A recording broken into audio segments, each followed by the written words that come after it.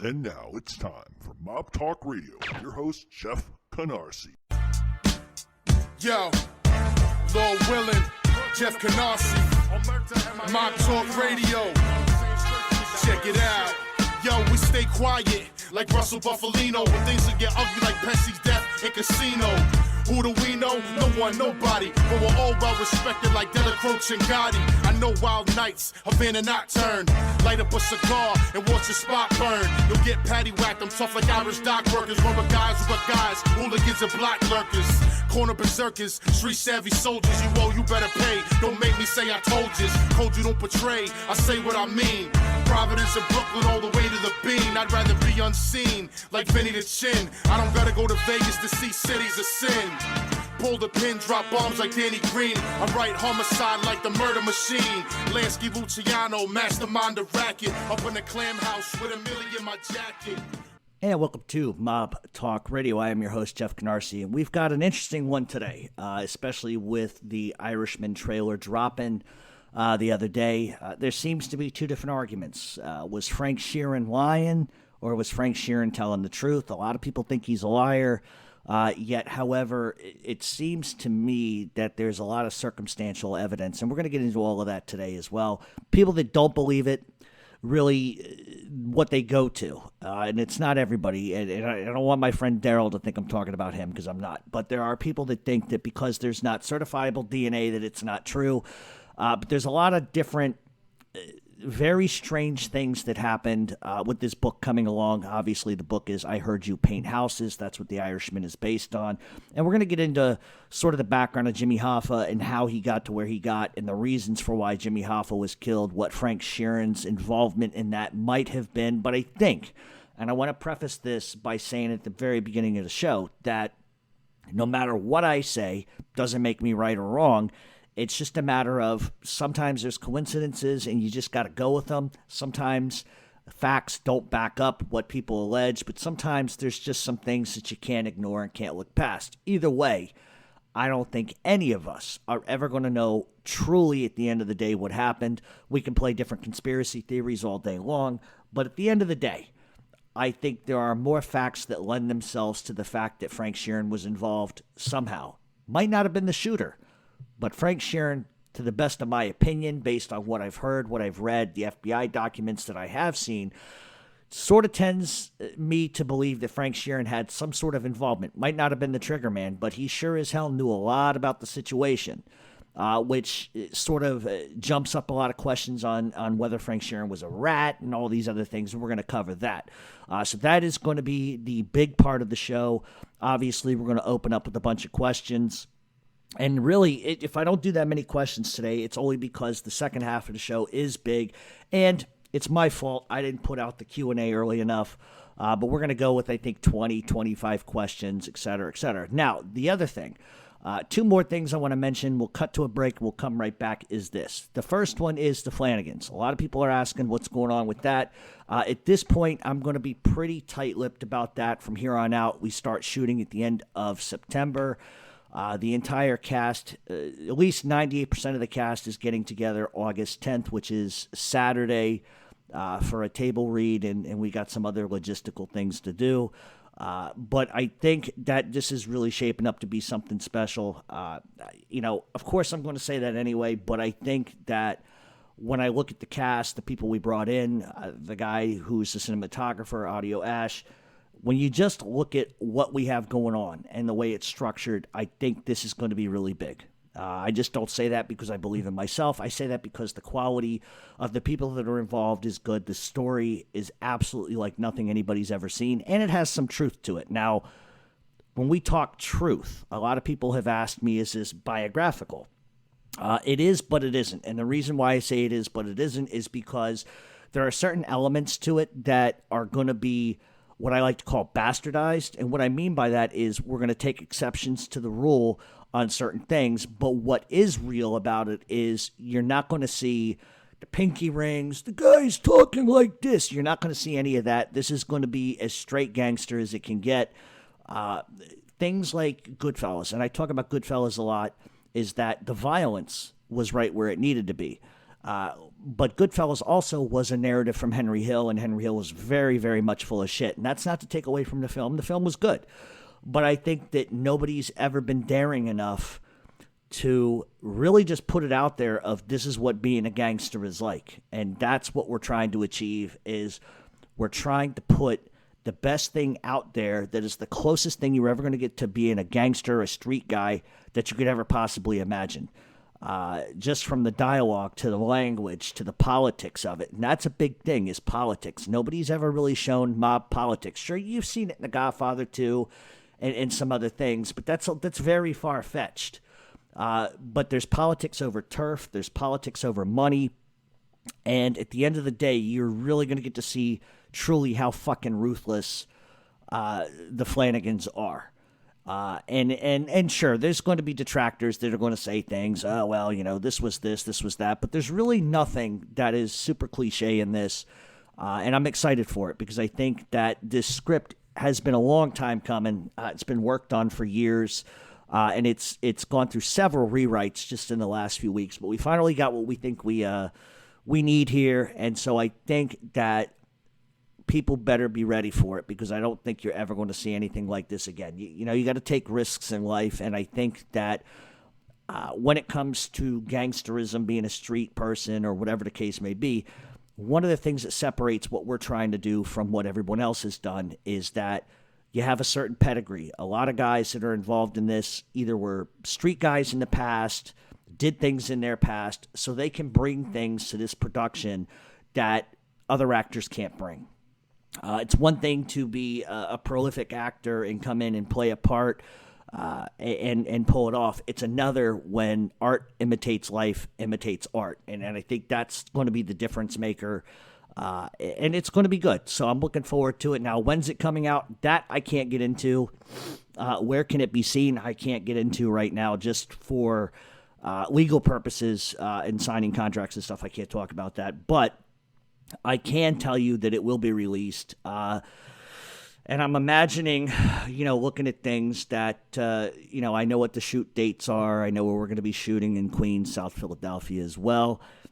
And I would imagine that I would imagine just throwing it out there, December, January, it'll be out. And I think we're gonna change some shit. We're gonna break the fucking internet for sure. That's the way that I think it's gonna go. Okay, so all that being said, I know people also have been messaging me about being extras and all of that. Just keep paying attention to the Flannagans page, because we're going to be putting more stuff out.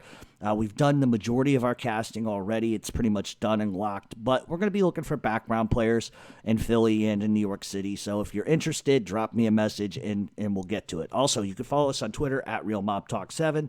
Type in the Flannagans on Facebook. That should pop up probably under the Flannagans TV show.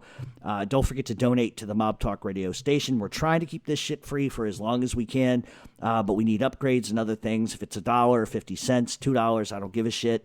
All the money just gets dumped right back into the show, enables me to bring in some people that I want to interview. And we do have some interviews lined up, which are going to be coming probably, I want to say, after October, because from here to September, I'm really busy with the TV show. But we're going to keep bringing Mob Talk, and we are going to take 2 weeks off when production begins. But I will have some shows out there for you to listen to while we are gone. So if I don't message you during those 2 weeks, you kind of know what the deal is. All that being said, here's another thing.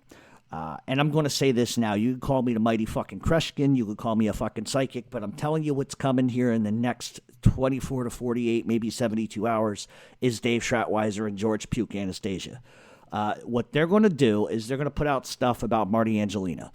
They're going to put out bullshit about a murder, shit that's 30 years old, shit that's not factual, shit that's not true, shit that's just like a fart in the fucking wind. You can't, listen, I'm never one to knock what anybody else tries to do. But what I'm telling you is there's a big difference between the truth and between a reach. What a reach is when you hear gossip and you report it as fact. That's what they do. That's what's going to happen. Mark my word. They're probably also going to talk, maybe they won't, about Joe Lagambi's 80th birthday. One of the biggest rat sites that's out there, Gangster BB, was showing pictures from this thing. So listen, here's what makes me laugh about this stuff. And it's almost disgusting. Gangsters BB has the biggest rat following, the biggest rats in the city of Philadelphia I've ever seen in my fucking life. I don't know where they're getting their information. I'm not saying how accurate it is or it isn't, but when guys are posting fucking photos of a fucking birthday party, which is not a mob fucking meeting, it's a goddamn birthday party for a guy who just turned 80 fucking years old. These guys make this shit. I think it was Schratweiser was like, oh, mob convention in Atlantic City or the Jersey Shore for Joe Lagambi's fucking 80th birthday. Sometimes, guys, a birthday is just a fucking birthday. But you got all these little rats on Gangster BB, which is run by the fucking FBI, by the way. In case you didn't know that and you're saying stupid shit, that's exactly who you're feeding. But the thing is that sometimes a birthday is just a birthday. Guys that grew up together can't go to a fucking birthday without it having to be some sort of commission meeting or some sort of bullshit delusion. And this shit really pisses me off at the end of the day because it's unfair. A guy goes to attend a birthday and so these jerk-offs on this website are going to be like, this guy is this guy is that. It's the same fucking shit that Anastasia and Ratweiser do. And that's what they're going to cover this week. It was brought to my attention a couple weeks ago, the stuff with Marty Angelina. And listen, when you're fishing, you're fishing.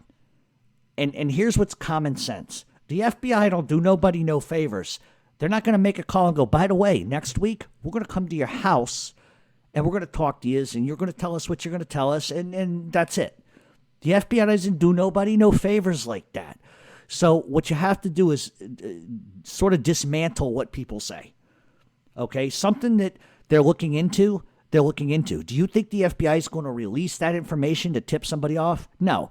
So when some jerk off with a fucking mouth starts doing his shit into a camera, well, I hear this, that, and the third, and the street word. What street word are they fucking talking about? The only fucking street words, that's not even a fucking point.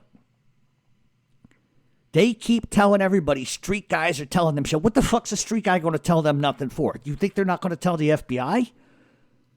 So if you're one of them guys that's feeding them shit, stop already. The fuck are you trying to prove? What, you know somebody? Stop it. Shut your fucking mouth. Go about your fucking business. Jerking off dogs or whatever the fuck it is you do for a living. And stop putting fucking nonsense in the two biggest mouths in South Philly. It's going to get everybody pinched, not because they've done anything, but because the minute that you fucking start reporting that street guys are telling you this, first of all, no reputable street guy in their right fucking mind would tell them anything. Give them a time of day. Trust me on that. I know that for a fact. None of those guys will talk to them. They don't even like them. And you know why they don't? Because they hide in bushes and they fucking lie. So what, now they want to put Marty Angelina in some bullshit that he has nothing to do with? Why? Because the FBI, listen, the FBI had something.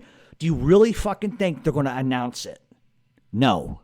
They're not going to say a fucking word. Did they call Phil Narducci before they arrested him? Say, by the way, Phil, we're going to charge you with extortion. We're going to come fucking lock you up. You think they called Joey Merlino and say, hey, by the way, Joey, we got you on fraud and gambling charges. We're going to come arrest you. Do you think they're going to do that? No. So where do they get their information from? I'm going to tell you who they get it from, the fucking FBI. That's what they do. The FBI wanted this out. Believe me, if they didn't, it never would have seen the day of light.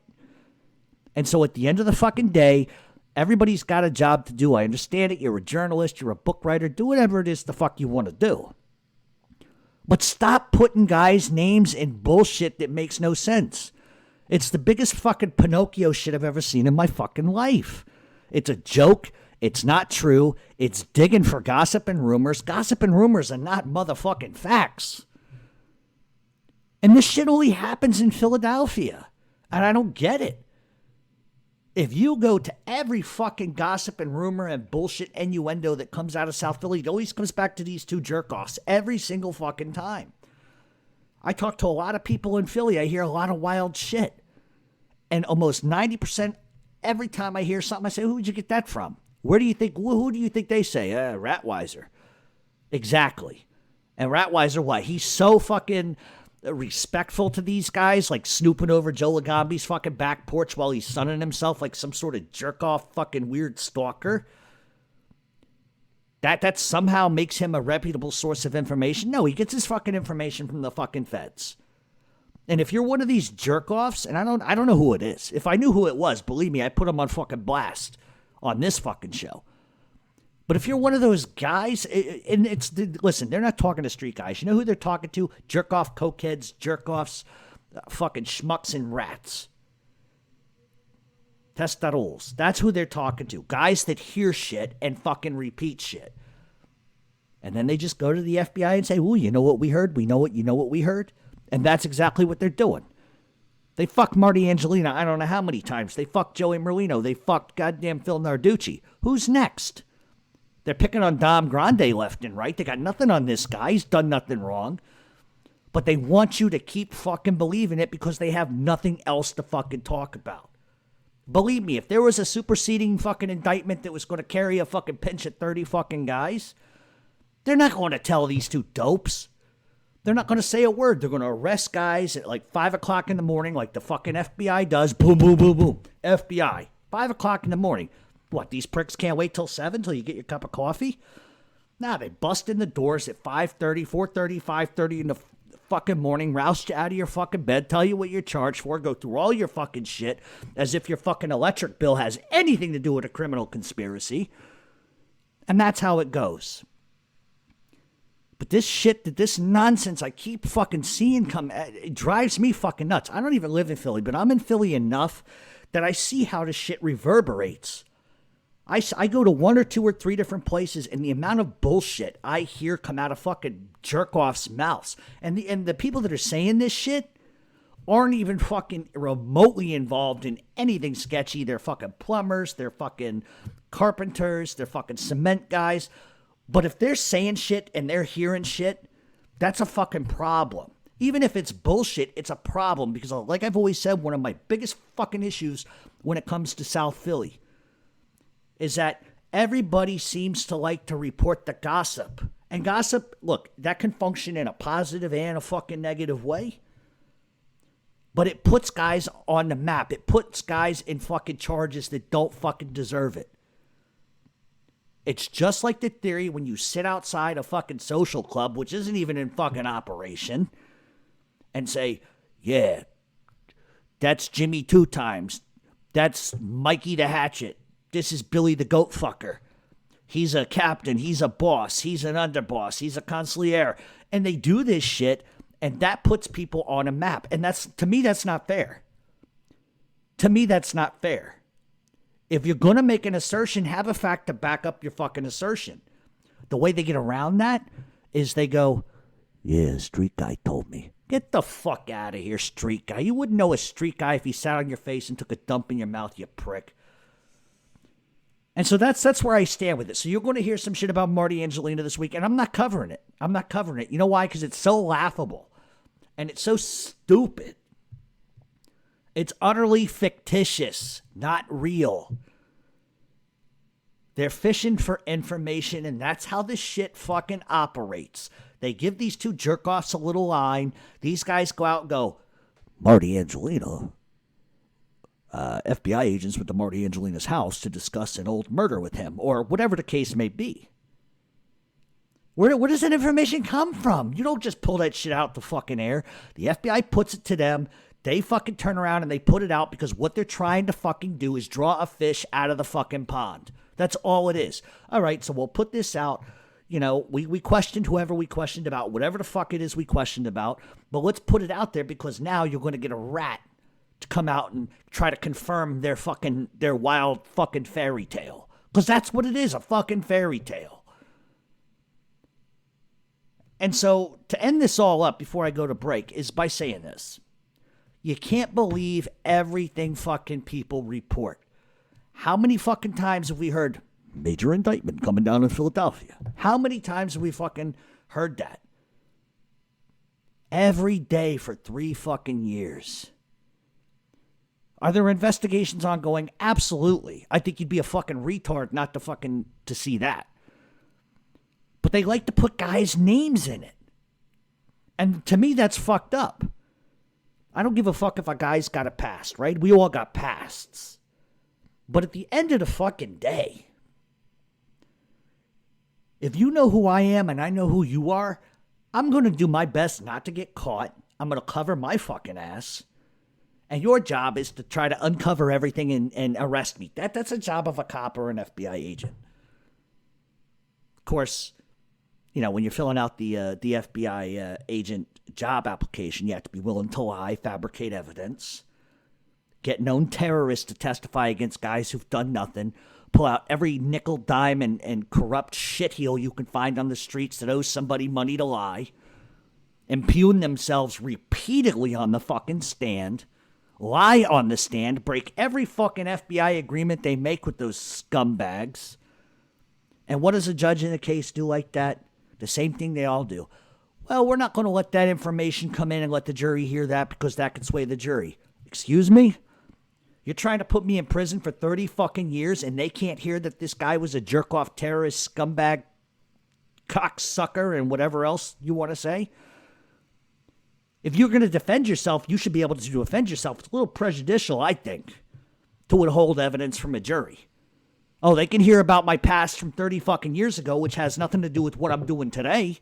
They can hear about that all fucking day long, but they can't hear about this guy like fucking blowing other guys for money, for protection money. So that's what I'm telling you. Listen, the system is fucking corrupt. The legal system is fucked. The government has a blank check. And as a journalist, which I don't even consider myself, at some point, you got to have a moral obligation not to fucking put somebody's name in a fucking murder, not to put somebody's name in a fucking crime, unless you got the goddamn proof to back it up. But they don't give a fuck about that because it's not their problem. They want to stand on somebody's back patio and stare at a fucking 78-year-old, 79, now 80-year-old sunning himself on the back deck, not bothering fucking nobody.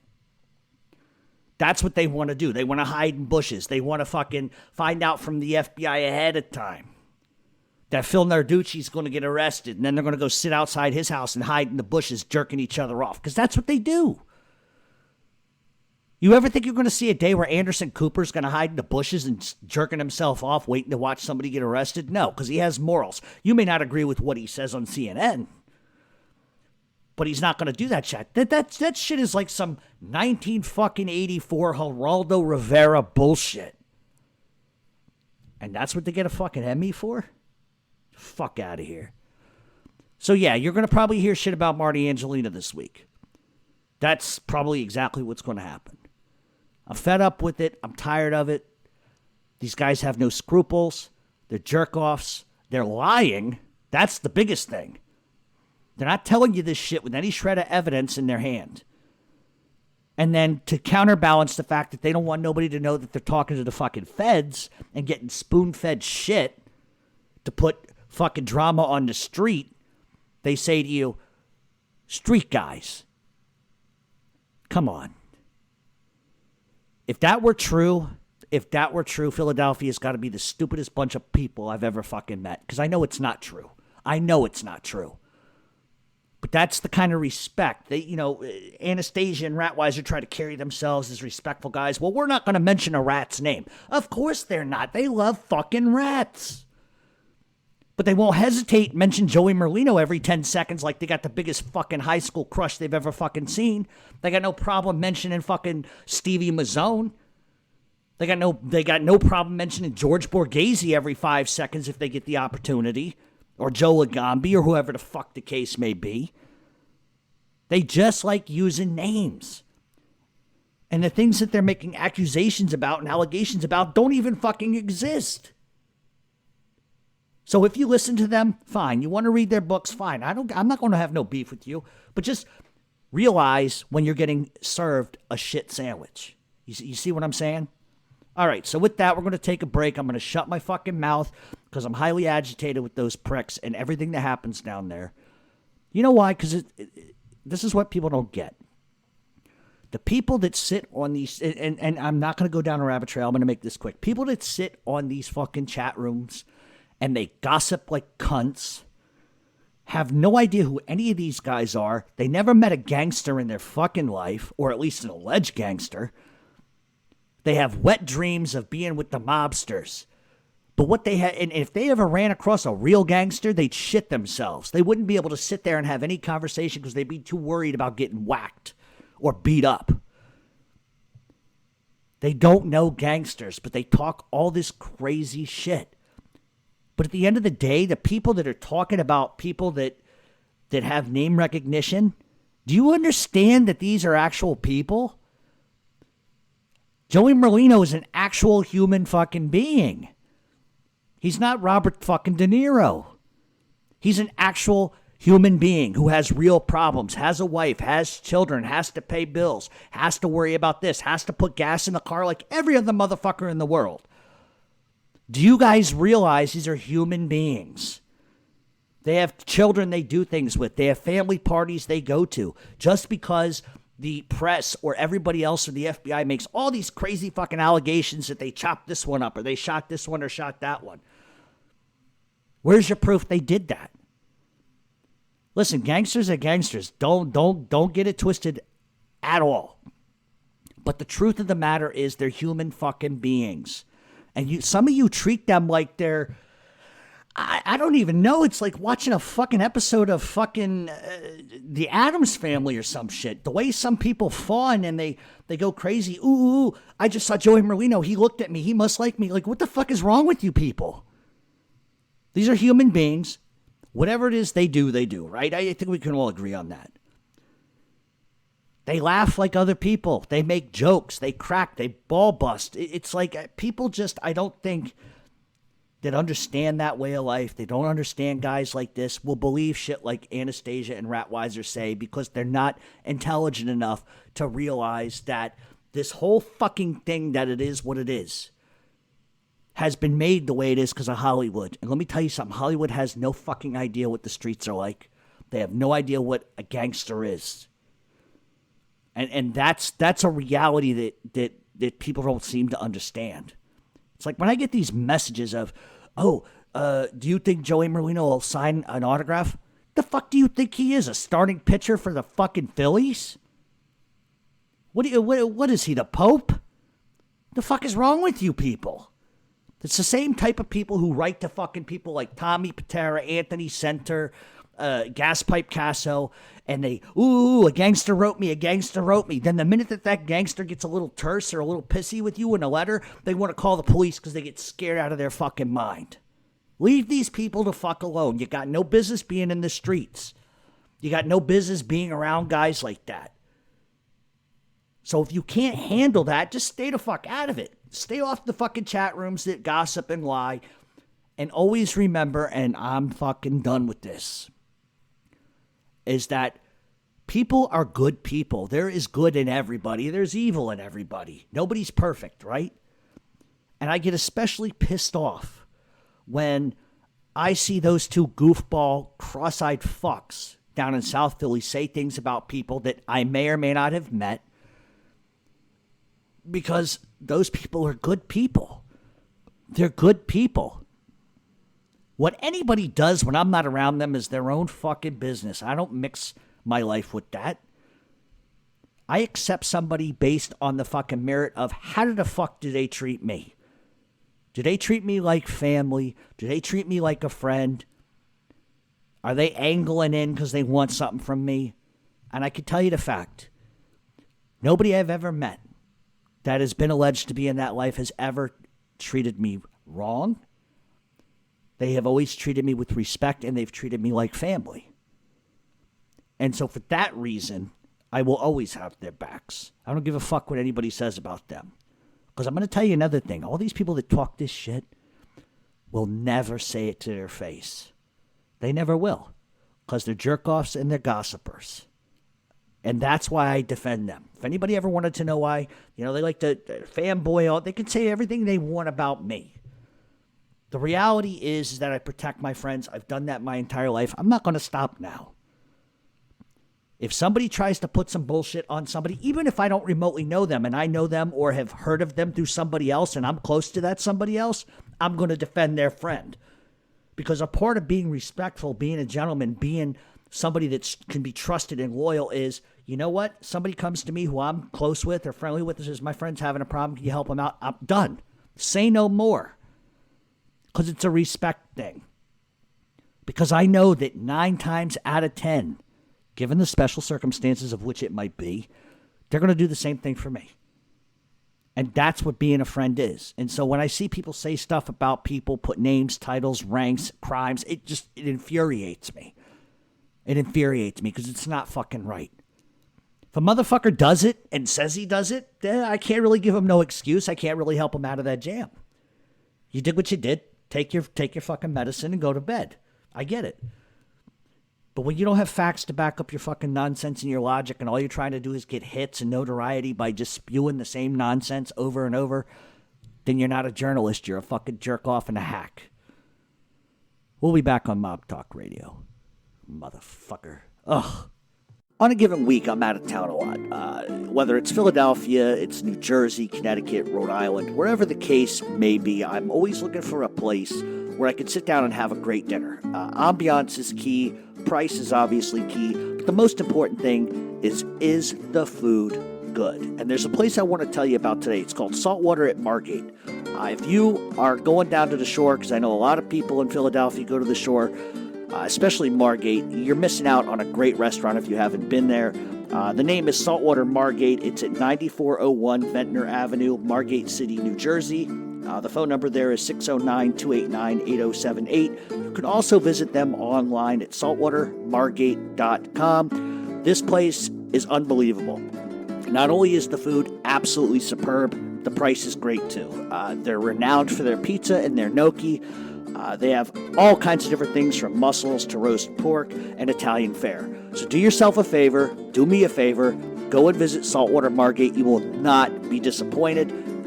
It is a place that I think at some point, if not already, there's going to be lines out the door and around the block. So if you're down on the shore, stop in, go to Saltwater Margate. At least check them out online at saltwatermargate.com. All right. Welcome back to Mob Talk Radio. We are going to get into the Q&A portion of the show. Per the usual, if I didn't get to your question, it's likely because I put the fucking shit out way too late this week and didn't get enough questions, but I'm going to try to answer as many as I can. All right, with that being said, here we go. Number one, okay, let me go to the top of this thing. All right, what makes Frank Sheeran different from, say, Sammy the Bull or any other? Frank wasn't a rat per se, but he did talk. Okay, so the first thing is Frank wasn't a rat. Okay, we can argue about the validity of a guy talking and not talking, but what did he really say? All he did was impugn himself.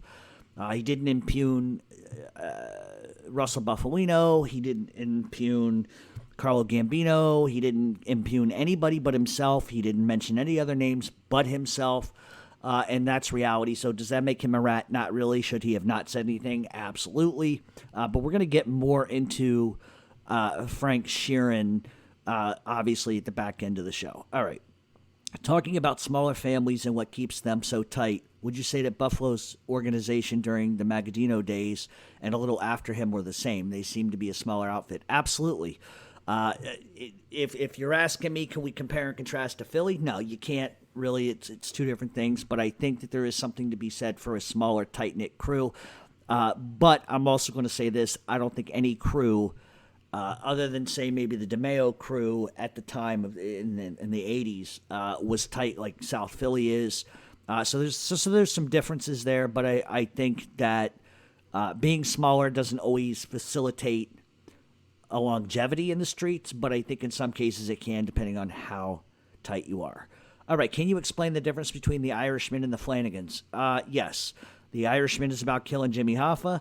The Flannans is a subgroup of the Westies who are operating in Queens, and they have to essentially try to hold on to the small grip of territory that they actually have, because obviously they're going to have some issues with the Italians, and that's going to be the big difference. But like I said, I don't totally want to go into that. All right.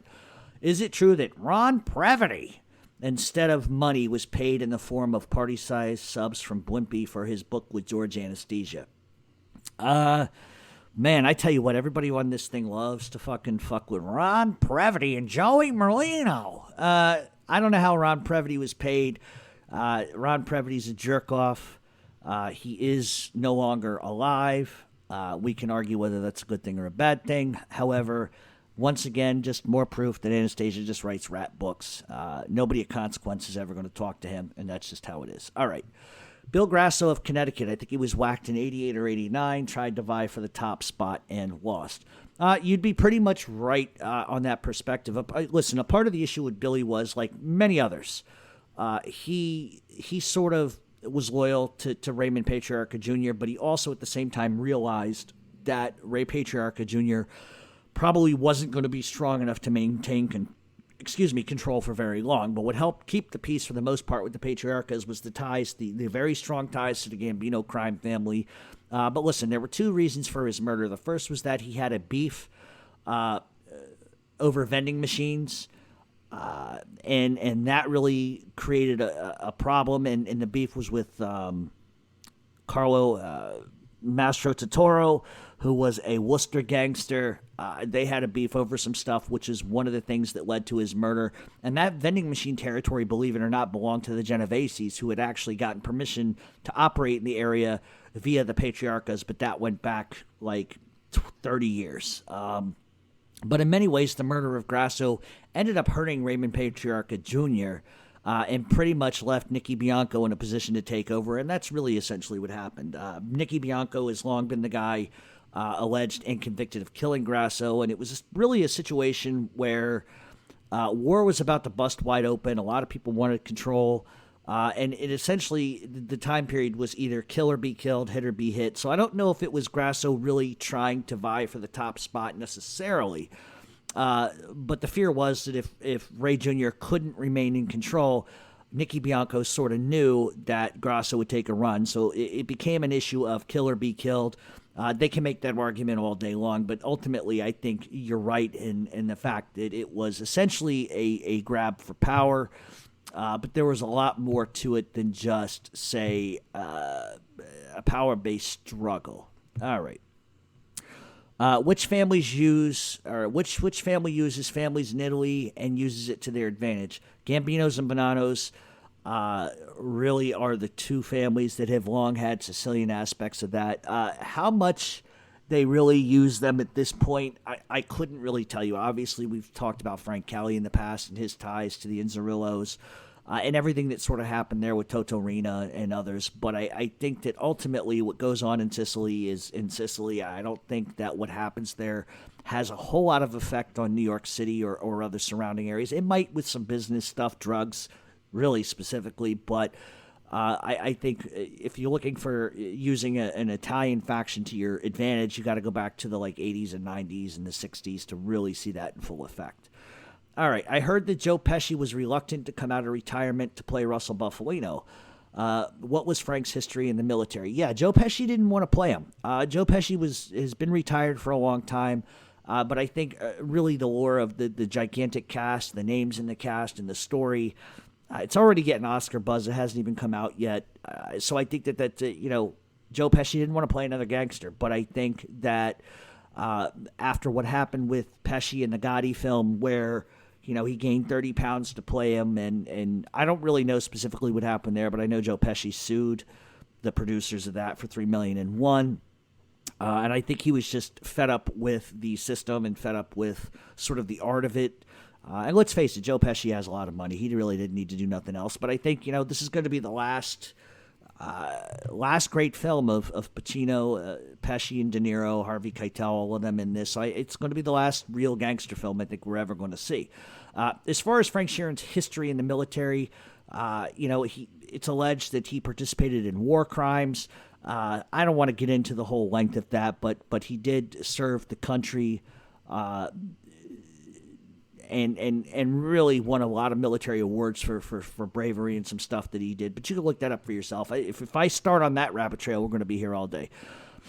All right, what is your take on the movie The Vault, the 30 million Patriarcha robbery? First of all, it never happened. I don't know who started this bullshit. The Vault's a joke. Everything about the fucking Vault's a joke. Have I seen it? Parts of it.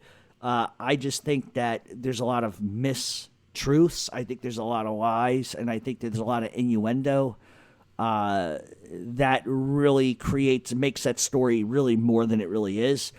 Did it happen? Of course it happened. Was Ray Patriarcha involved? No.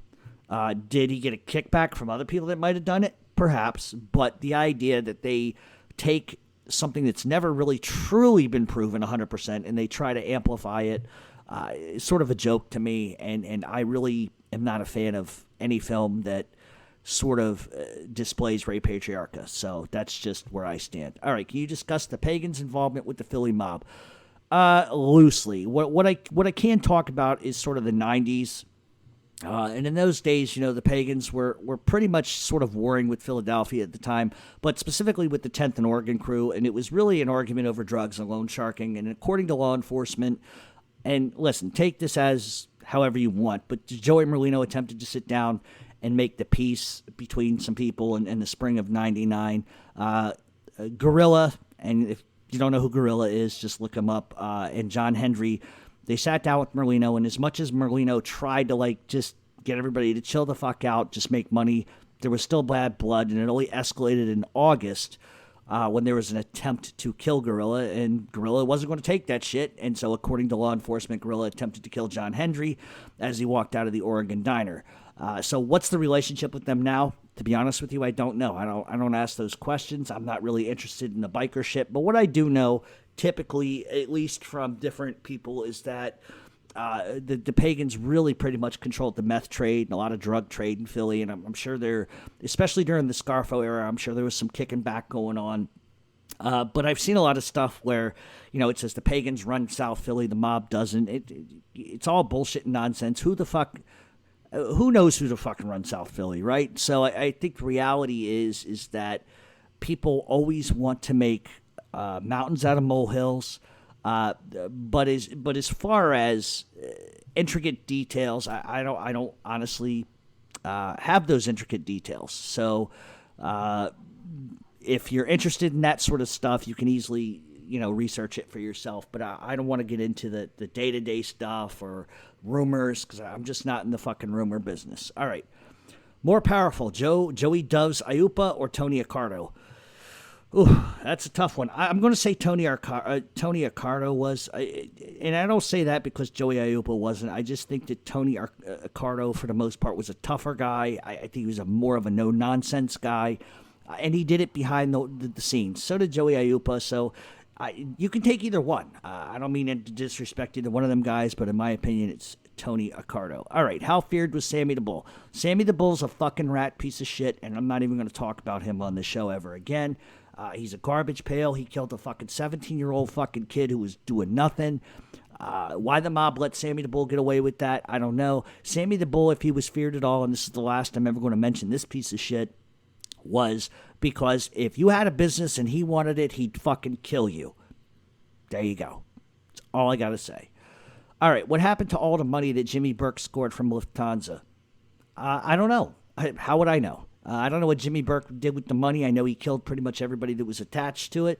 I'm sure that somewhere down the line, family members got money. I doubt he buried it in the fucking ground. Listen, nobody buries money in the fucking ground. They find ways through sub-companies and investments to make sure that the money stays where it's supposed to stay. And that's just the reality of it. But I would never truly, honestly know what he did with his money. I didn't know Jimmy Burke, never met Jimmy Burke, and he certainly wasn't going to tell me which bank account to go find the money in. All right. Is it possible for soldiers and capos to make more than bosses even though it's a pyramid structure? If so, give examples besides Michael Francis. First of all, Michael Francis is full of shit. I've been on record about this. Did he make a lot of money? Absolutely. But his claims are outrageous in the extent of he makes himself the inventor of it. He makes himself the wealthiest capo ever, which wasn't fucking true. Did he make money? Absolutely. I don't think anybody's disputing that, but he's full of shit in every other way. But is it possible? Sure, it's possible. But here's the thing, right? So everybody has to kick up, blah, blah, blah, blah, blah. Nobody ever really tells the fucking truth about what they make. Let's say they're supposed to throw up 10%. Well, let's say, their monthly income is $400,000. They got to kick up 10%. They're going to lie about the $400,000 and say they made $250,000. Who's going to prove otherwise, right? Because guys just aren't honestly going to kick up everything. If somebody comes to me and says, oh, no, they do, the bullshit. Because what's the end goal here? First of all, you're operating illegally. You want to keep as much money as possible in case you got to go away or in case you got to run or whatever the fuck the case may be. You want to keep as much as possible. So is it possible? Absolutely, but you have to understand two things here. A boss is at the top. Everybody underneath of him has to kick up.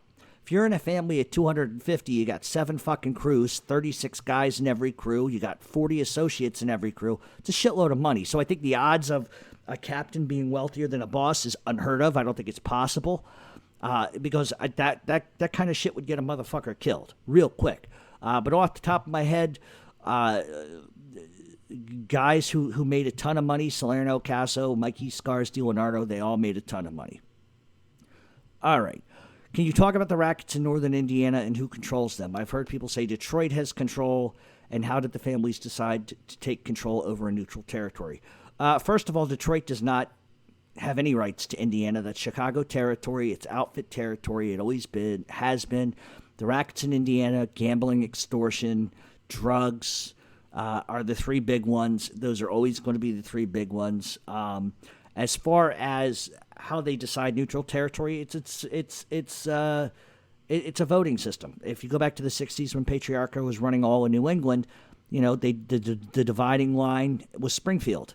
And Patriarcha says, okay, well, we'll allow the Genoveses to operate here for a kickback, and that's just how it operated. Florida has always been a wide-open territory. The Traficantes owned what they owned, but then there was some leeway with other crime families because sometimes business is good. Spread the wealth. You look at Russell Buffalino, and he was in northern PA, and he had parts of New York, he had parts of Louisiana, he had parts of Texas. It's really a voting system, and they split up the territory like a fucking monopoly board. It's that simple. All right, what have you heard about Chucky Nicoletti being the one who killed Sam Giancana? I've heard that a bunch of times, but I don't think it was him. I think it was Tony Spilatro.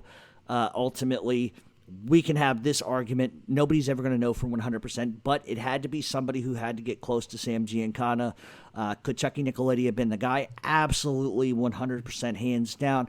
But from what I've heard from people, it was Tony Spilatro that did it. We can argue that all day long. We're probably never going to know. But, take your choice. It's one of the two. But I really sort of tend to believe that it was Tony Spilatro who did it. Because after all, Spilatro also took care of fucking Mad Sam DiStefano. So there you go. We can argue that either way. All right, bring it bigger in the drug game. Frank Coppola, Detroit, or Carmine Galante at the Bonanos? Ooh, man. Frank Coppola's a tough guy, but you know what? Carmine Galante had fucking Italy, Canada. So, I mean, when you own territory outside of just Detroit or Indiana or Chicago or whatever it is, I think ultimately Galante probably was bigger in the drug game than Coppola was.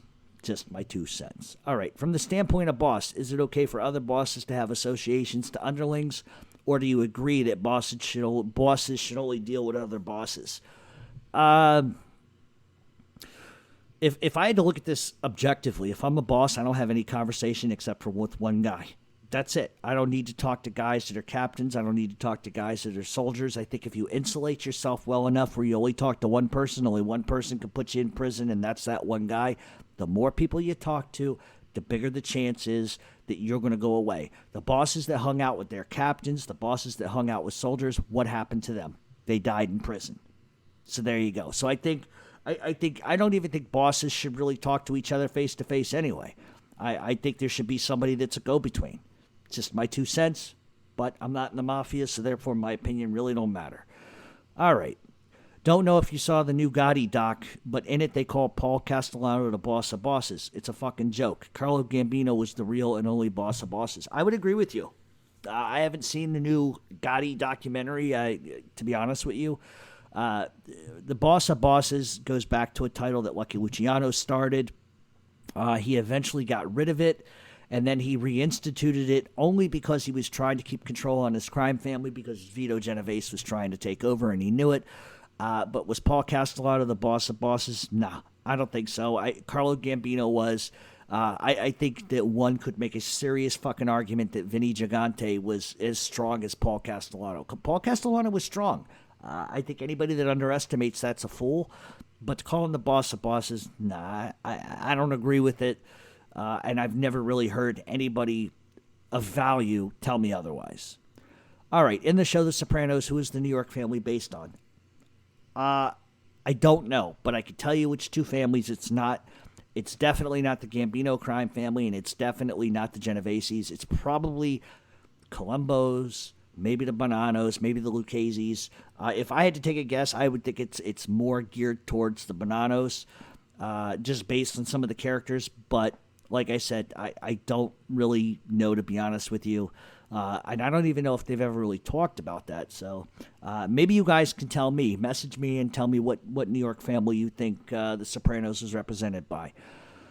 All right. Did the Gambinos start making inroads to Louisiana when Anthony Carolla was in charge? That would never fly under Marcello. Absolutely 100% correct. They did start to make inroads into Louisiana when Anthony Silverdollar Carolla was in charge, but that shortly ended pretty much after Carlos Marcello took over. If you look back at the time period, too, 40s, 50s, 60s, they were all over the place in different areas, different territories.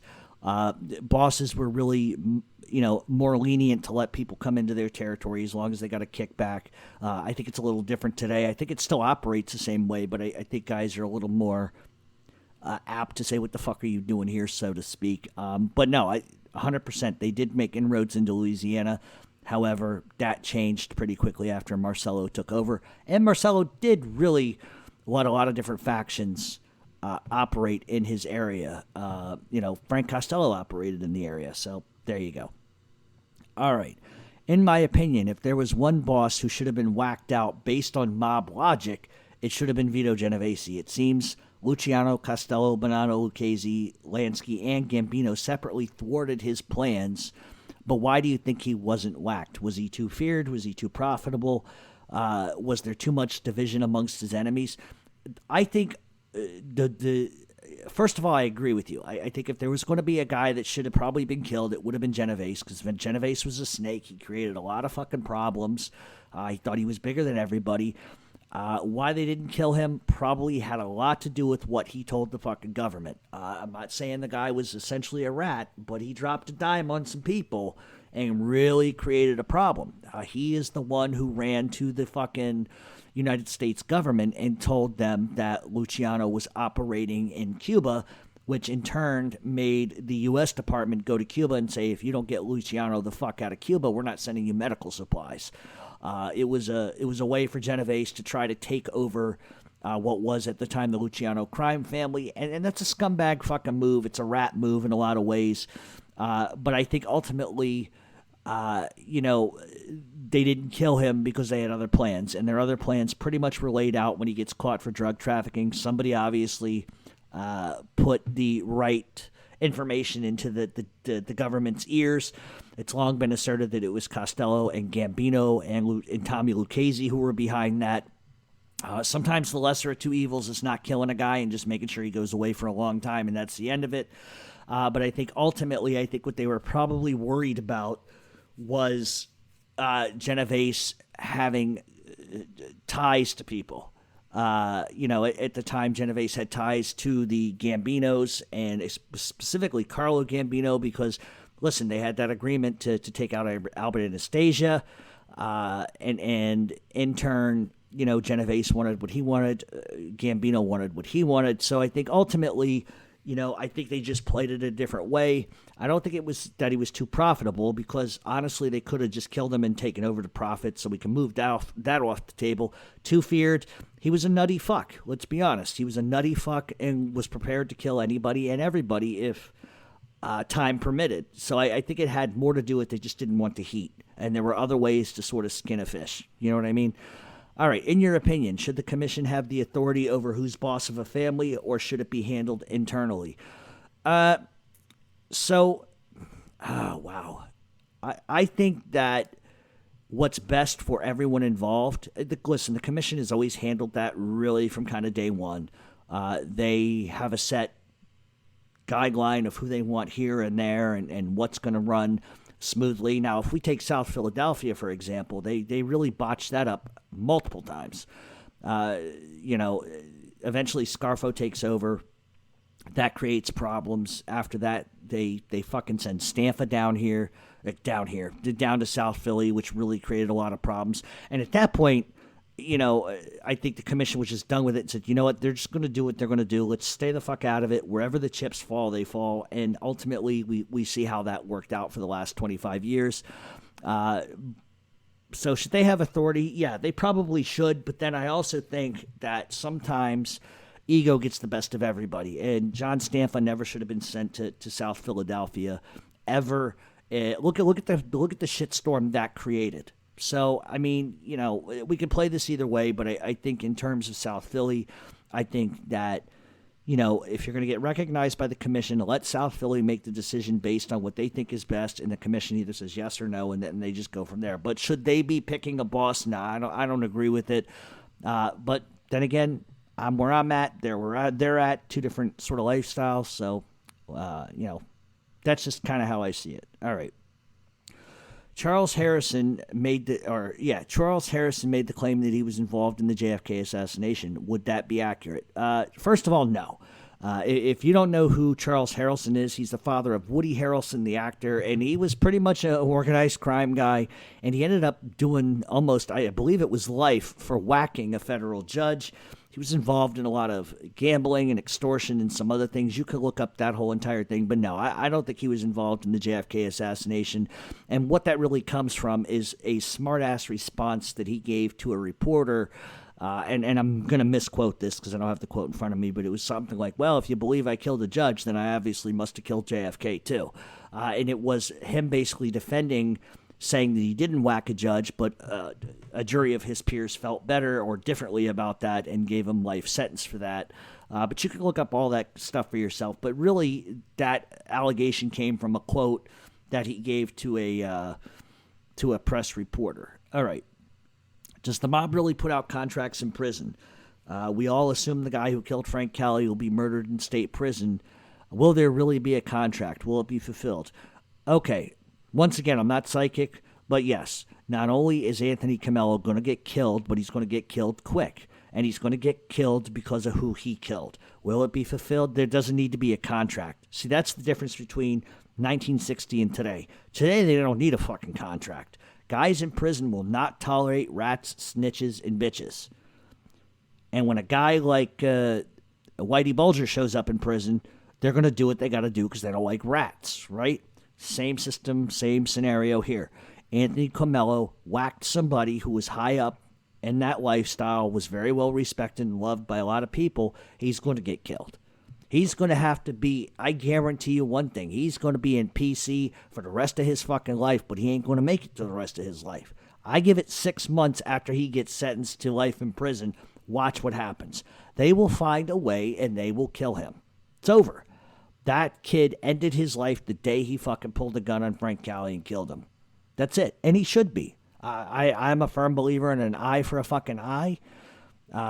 He did this crazy shit because of the niece and all this kind of crazy shit that I don't want to get into, but it's an eye for an eye. So they don't really necessarily need to put a contract on anybody these days, at least not in prison, because it seems like now what people do are finally catching up to them. Pedophiles are getting killed in record numbers in prisons. Rapists are getting killed in prison in record numbers. So finally, there's a silent fucking justice that is happening within the prison system.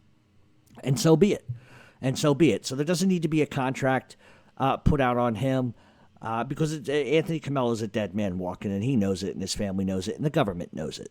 What the question will be is if he does get killed in prison, there will be a massive investigation of how that happened, just like it's happening with the Whitey Bulger shit. So we shall see what happens. But they don't really need to do contracts anymore. But I'm sure that there has been, throughout the years, guys that a money contract is put on their head. And listen, it doesn't necessarily have to be a mob guy that does it either. It could just be somebody who wants to make a name for themselves or somebody who's a street guy that believes in silent justice, and justice will be served in that case. All right, was Bill Cotolo the only one smart enough to see that Greg Scarpa was playing all sides? Bill was just as tough, I think, and wouldn't back down. Why wasn't Bill Cotolo not efficient in killing Scarpa? Why was Cotolo killed? because he was a sharp moneymaker and a killer who took orders. Listen, while Bill Cotolo was a street guy, a smart guy, a tough guy, a money maker, he was very well respected by a lot of people. However, it's one of those things where obviously Greg Scarpa was playing both sides, and what lends itself for me to believe that maybe necessarily Bill Cotolo, and I never met Bill Cotolo or his son Billy, but one thing I can say from what people who knew Wild Bill have told me was that he was an incredibly smart guy, and he could play out scenes before they happened. But I think a lot of people all agree that he didn't see certain things happening. I think if he had, he probably would have moved on Scarpa. But here's the thing. If he knew that Scarpa was a rat, that's essentially why he wouldn't have fucking touched him. And so, I can't say anything nasty about Bill Cotolo. A lot of people have said nothing but good things about him. I think there becomes a fine line between what reality is. I know from Billy's son's point of view that, he feels like Carmine Persico didn't want, and I don't want to misquote Billy here, so this is just my opinion on it, that I think that Carmine Persico just was so hell-bent on keeping control that he was going to do whatever he could. And probably what Carmine should have done is listen to what Bill Cotolo had to say, to listen to what other people were saying, because Greg Scarpa played all sides against each other, and Greg Scarpa was one of the biggest fucking rats to ever exist in that lifestyle. And I think that it was, in many ways, Carmine Persico, as much as I respect him, was very one-dimensional in his thinking. He was thinking, keep control, keep control, keep control. Didn't take into consideration that everybody around them is getting arrested but fucking Greg Scarpa. That's a problem. And ultimately, I think that there is a lot of manipulation that went on. And I think ultimately, Persico says kill Bill, because what he's being told is that Billy's going to vie for control of the family. And he may have. He may have seen himself in a position to do that. But we're never really going to know how that played out because of what happened to Bill.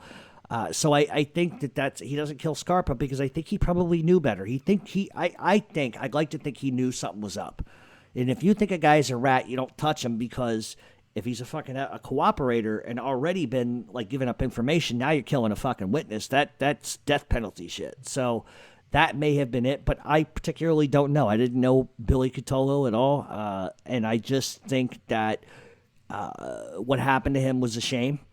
I can argue whether I think it was fair or not. I think one of the things I am going to say that may offend people is Bill Cotolo also killed people. You got to remember this. So he wasn't a saint, and I don't think anybody has ever tried to make him out to be a saint. But if you live by the gun, you die by the gun. But then there's also this weird kind of code that goes to it. And I'm not saying he got what he deserved, but I'm saying that the same injustice that might have been done to him, he did to other people. And I think that that's a reality of it. That's the way of life, and that's the way that these guys lived. But I think that there was a lot of manipulation on the fact of Greg Scarpa, and I'm just going to kind of leave it at that. But that's exactly why I don't think Billy Cotolo did what this person is suggesting. All right. When are they going to free Frankie Lucasio? Never. He's never getting out of prison. He got a life sentence. He's going to die in prison. We can argue that it wasn't fair what happened to him. We can argue that there are certain tapes that could exonerate him. Most of those appeals have pretty much been wiped off the map. It's the reality of being who you are. I think probably the stupidest fucking thing that he ever said is that he was convicted of being a friend of John Gotti's. That's not why he was convicted. Listen, I could play that bullshit all day long like everybody fucking else and go, yeah, that's exactly what it is. But the guy was a fucking gangster, okay? The murder that he was convicted of is because this is how the FBI fucking operates. If you know somebody's going to get killed and you don't run to the cops and tell on somebody, then it becomes a conspiracy. Do I agree that he told Gotti, leave the guy alone, it's not worth it? He probably did. I would almost say 100% that he did. But Gotti was going to do what Gotti was going to do, and Gotti did what Gotti did based on the words of Sammy Gravano, not on facts and evidence, but based on the words of somebody else. Because Frankie Lucasio did not run to the cops and tell, that's exactly why he's in the situation he's in. And that's the reality. And no judge is going to listen in their right mind to, well, all right, so guy 8 tells you he's going to kill a motherfucker. you know he's a killer, you know he's going to probably do it, and you don't tell the authorities, that's conspiracy to murder. Now you're involved. That's just, I don't believe in the law and the way it's set up, because I personally believe if somebody tells me they're going to go kill a guy and then 2 months later they do, how the fuck is that my problem? I didn't kill nobody. How do I know if he's being 100% serious? What, are you going to prove allegations of somebody's seriousness in a court of law? You can't do that. So, it's one of those things. Is it unfortunate? Sure it is. Had he pled out, if he had been allowed to plead out, he probably wouldn't have done the rest of his life in prison. But at the time, there was a no plea deal, which is really, I think, ignorant of Gotti in a sense. I think this it's not macho-ness to say you can't plead out. At some point, it's about longevity. And I think he was just so spiteful of the FBI and the system and the government that common sense sort of eluded him in a couple instances, especially with his brother Jeannie.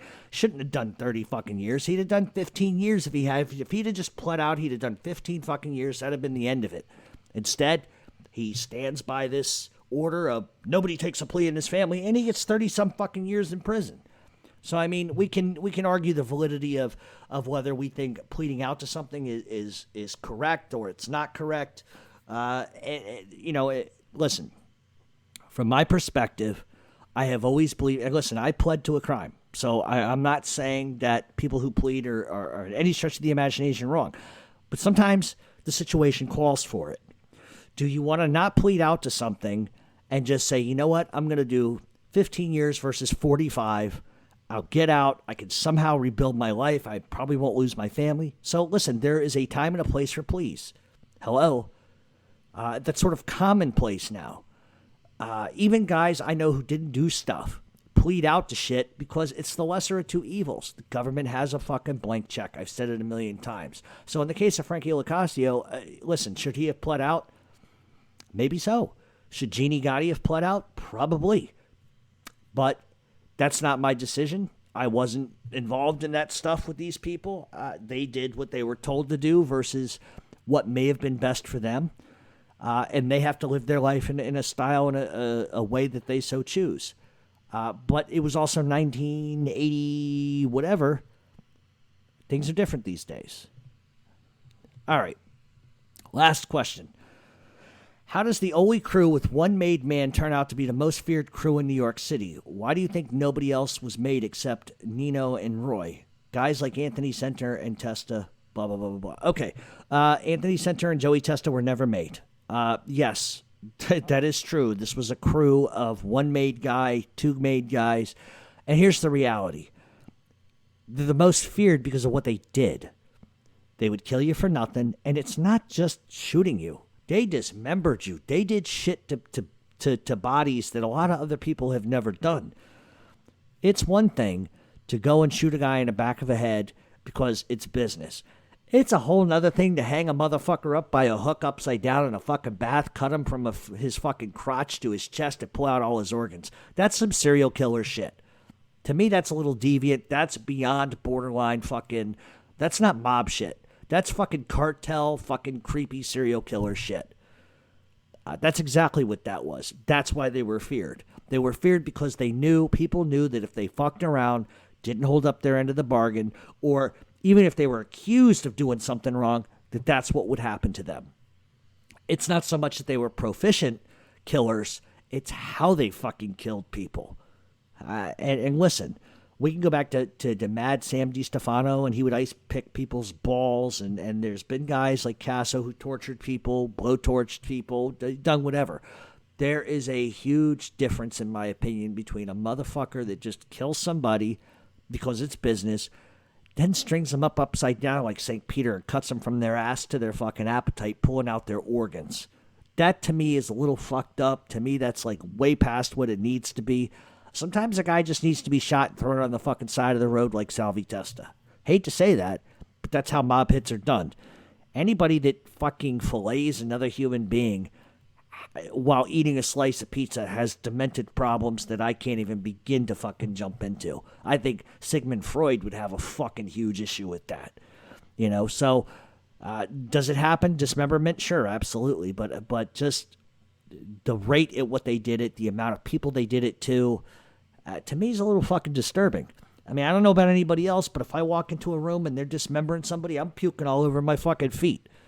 I don't know. I don't think I can handle something like that. If I didn't have to see it, I might be able to handle it. But watching it, the sound effects of it, no fucking thank you. I'd be puking all over my fucking shoes. That's just the truth. But that's how they became feared. All right, so listen, if I didn't get to your question, just remind me of what your question was. Send it back to me, and next week we will get to more questions. We are going to take a break. When we come back, we're going to get to Jimmy Hoffa and Frank Sheeran.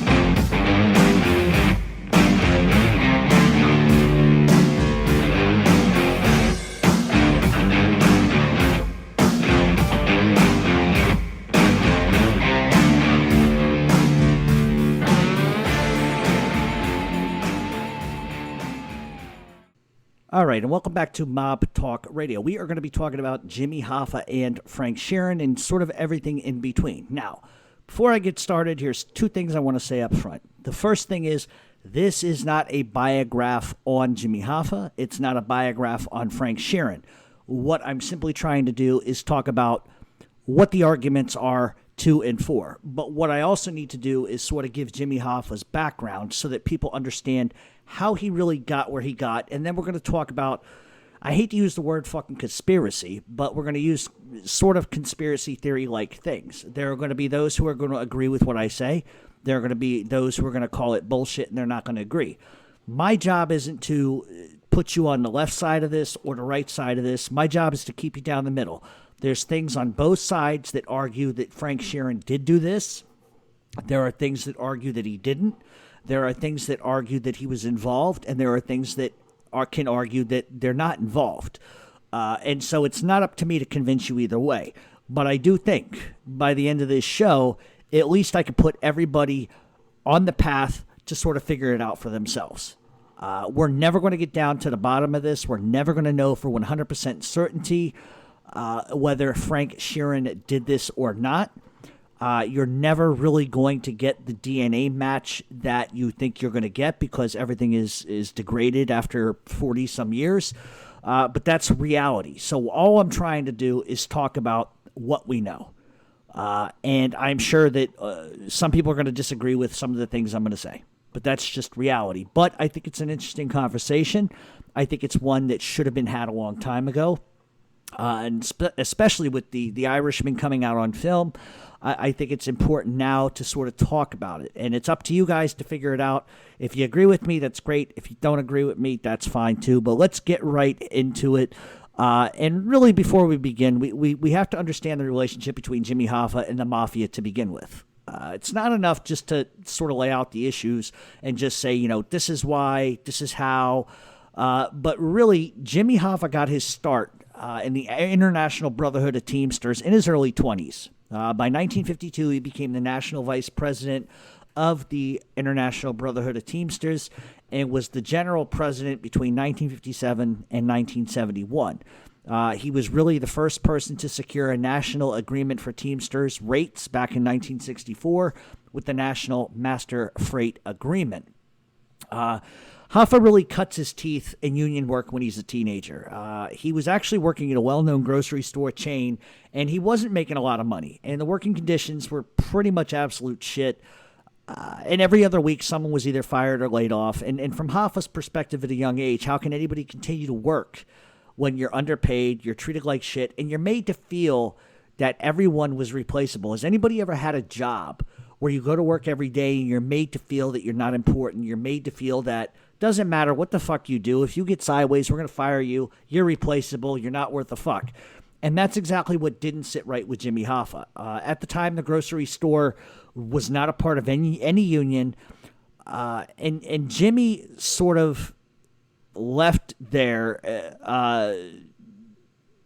because if they could not unionize the store and they couldn't force the store to adhere to the money they wanted or the limitations they expected or sort of being made to feel that they weren't replaceable, Jimmy had an idea. They don't want to unionize, so I'm going to go behind their back. I'm going to talk to everybody in the store, and we're going to unionize. This way the store has no option but to deal with us. And if they don't want to deal with us, they're going to lose all their business. That's an incredibly ballsy move for a teenager to make. I don't know too many teenagers today that would have the gumption to sort of do something like that.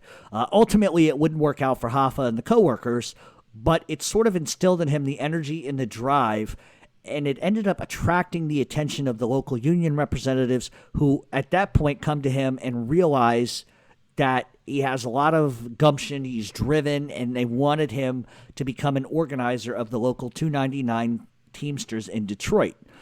The Teamsters was founded in 1903, had 75,000 members as of 1933, and as Hoffa sort of begins to climb the ranks of the union, he basically worked with others to take many different unions involved in trucking and merge them together under one local union so that they could take that union and make it national. So it's like taking every McDonald's or 50 McDonald's that are not corporate owned and putting them under one umbrella. And that's basically and essentially what Jimmy Hoffa did. It took, so instead of 100 or 200 different unions, they basically merged under one umbrella. It would take Hoffa 20 years to really see his dreams sort of come to fruition. But just in 3 short years, membership in the union skyrocketed to 170,000 by 1936. Then by 1939, the union was at 420,000. And then during World War II and up until 1951, the Teamsters were actually standing at 1 million members firm. And that's what Jimmy Hoffa's strength was getting people to unionize, getting people to come under one umbrella. How he did it was kind of fucked up. How he did it was criminal, but that's just the way that the system operated. Hoffa always had mob contacts throughout his whole entire life, and he knew that he needed the mob to be able to come in and control those who were against what he believed in, what he was trying to do. And without the mafia, I don't think Jimmy Hoffa would have ever amounted to the person that he ultimately becomes. He needed strength. The mob, in turn, would basically be given kickbacks for helping organize strikes, keeping those who didn't want to bend in check. And they would also, like I said earlier, they would get kickbacks. They would have access to the Teamsters pension fund. And anybody who got in Jimmy Hoffa's way would be fucking killed. And it was a relationship that facilitated Hoffa's rise in the Teamsters. It also facilitated the mafia in many ways because they used those Teamsters pension funds to get properties in Vegas and et cetera, et cetera.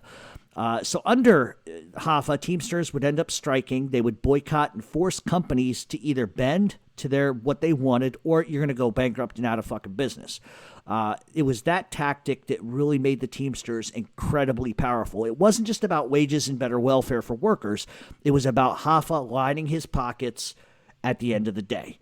Am I saying that Jimmy Hoffa didn't care about workers? He absolutely did. And maybe when he started, it was his core belief of, we're going to unionize, we're going to get people better wages, we're going to get better working conditions. But at the end of the day, it was about the Teamsters making money. Don't get it twisted. So whereas Hoffa may have started as far as really giving a shit about workers' rights, I think at the end of the day, having that sort of power manipulated what he ended up becoming. So pretty much while it was all systems go for Jimmy Hoffa, he would also have his problems. The CIO, the Congress of Industrial Organizations, basically was a group of unions banded together that didn't want anything to do with Jimmy Hoffa, what he represented. They wanted nothing to do with his efforts. And what they would do is raid the Teamsters. So in other words, they would fight against the Teamsters and tell other unions don't get involved, et cetera, et cetera. And it basically at its core was cherry picking at best. And the CIO offered better terms and advantages, which sort of created a nasty climate. So they're saying, excuse me, the Teamsters are offering you this, but we're offering you more money, longer hours, and better benefits. And so it sort of became a war. If you ever see the film Hoffa with Jack Nicholson, you really come to terms with the climate at the time. And it was a war on, we want more people. It was a war between the CIO trying to keep their people and the Teamsters taking their people from them. But ultimately, Hoffa would end up going to war with the CIO, and he would win, and he would take the Teamsters deep into the Midwestern states between the 30s and 40s. In 1946, Jimmy Hoffa became president of the local 299 Truckers Union, even though he never drove a truck and never worked as a truck driver. Normally, those positions are given to guys on the inside who have been truck drivers their whole life, are in it. But Jimmy Hoffa was so good at manipulating the system and so good at bringing people into the union and getting other companies that it was sort of a gift. We're gonna go ahead and give you the presidency of the union. And like I said, getting that position really makes the Teamsters more powerful because now they got Jimmy Hoffa in control of things. That would ultimately lead to the head of the Michigan Teamsters. And Jimmy Hoffa literally was drafted in World War II, but what he did was he used the guise of saying how important the unions were to workers, and that by him going to war would absolutely hurt the nation because workers would starve because he wouldn't be there to organize. So it was a bullshit excuse to stay out of the war, but it was one that the government believed in, and he actually ended up getting a deferment as a result of that. In 1952, Jimmy Hoffa gets selected as the national vice president by Dave Beck. Dave Beck had been the successor to Daniel Tobin, who had previously been president since 1907. What Hoffa essentially does here is he destroys Tobin from within by getting the support of central states in favor of Beck. Hoffa knew in order to get to the top, he had to fucking manipulate the system. He had to get fucking Tobin out of the way, and ultimately he would have to get Beck out of the way. But what he does, like a voting system, if they back Beck, Beck will overtake Tobin, we'll get what we want, and Tobin will look out for me. And that's essentially really what ends up happening, because Beck ends up winning, and sort of as a thank you, he ends up putting Jimmy Hoffa in as the vice president. So we can argue that he got the post being grimy as fuck, but that's just the way politics are, and that's the way the Teamsters were at the time. And in turn, what Hoffa would do is he would move the headquarters to Washington, D.C., and then he would hire Billy Buffalino as his attorney. Now, this is the first connection between, not the first connection, but the first legitimate connection between Russell Buffalino and Jimmy Hoffa. Hoffa had known Russell Buffalino for a long time, but he ends up hiring Russell's son. Hoffa would then spend his time traveling all over the United States just doing Teamsters work. And obviously, that was definitely working out for a lot of different reasons. In 1957, is a huge year for Jimmy Hoffa, but for many reasons. First, Beck ends up getting sequestered before the McClellan hearing for improper activities into the labor management. And what ends up happening is Beck isn't going to talk. He takes the Fifth Amendment 140 times. Beck was under indictment when the Teamsters Convention takes place, and ultimately because of that, he gets convicted and sent to prison for fraud. If Beck doesn't get sentenced to prison for fraud, Jimmy Hoffa may never take over, but that paves the way for Jimmy Hoffa to sort of align himself. Also in 1957, the AFL-CIO convention was held in Atlantic City. In a vote, they voted to throw out the Teamsters from larger union groups. The AFL-CIO wanted the Teamsters fucking out of the way. If they couldn't get the Teamsters out of the way, they wanted Jimmy Hoffa the fuck out of the way. The president at the time was George Meany, and he advocated to remove the Teamsters, but the only way that he would agree to even talk to the Teamsters or even engage with them or even agree with them is if they got rid of Jimmy Hoffa. Meany demanded that Hoffa respond to them, and Hoffa would respond through the press by saying, yeah, we'll see, which was more of a threat and a prediction rolled into one at the same time. At the time, the Teamsters were providing $75,000 to the AFL-CIO, but really it wouldn't matter what Meany wanted or said, because in 1961, Hoffa gets reelected as the president, which sort of renders the AFL-CIO null and void. Even more determined by that point, he would bring in every single all-over-the-road truck drivers in North America into the Teamsters Union in one agreement called the National Master Freight Agreement. As far as union accolades go, you can't do it any better. That's like winning the presidency of the United States in sort of a union type of setting. That should have been the one thing that Jimmy Hoffa could have hung his hat on the rest of his life and been proud of. The problem is Jimmy Hoffa is Jimmy Hoffa. But realistically, no matter what happened after that, nothing would be as grandiose. Nothing would be as celebrated. That was a huge deal. He's got all the truckers now. So it's essentially a monopoly. And that was really what I think the big problem with the AFL-CIO was they didn't like Hoffa. They knew of his criminal background. They didn't like the people around Hoffa. And they felt like the Teamsters had a monopoly. And so that's what the huge argument was over. So there's a side note to everything that's in 1957. The side note would be is everybody was keeping a close eye on Jimmy Hoffa. He was under investigation. Then he goes on trial. He would launch into appeals, and he sort of becomes like a motor mouth. He would end up getting convicted and ultimately sent to prison. He would ultimately be convicted of fraud, attempted bribery, jury tampering, mail fraud, and et cetera, et cetera. In 1957, he was first investigated as a result of the McClellan hearings and would avoid conviction. But the heat was on, and John F. Kennedy gets elected in 1960. He appoints his brother Bobby as Attorney General. Robert Kennedy had a fucking hatred of Jimmy Hoffa, and he wasn't against doing whatever he could to put him in prison. It sort of becomes a public spectacle, one in which Hoffa really ultimately should have avoided, but he couldn't shut up.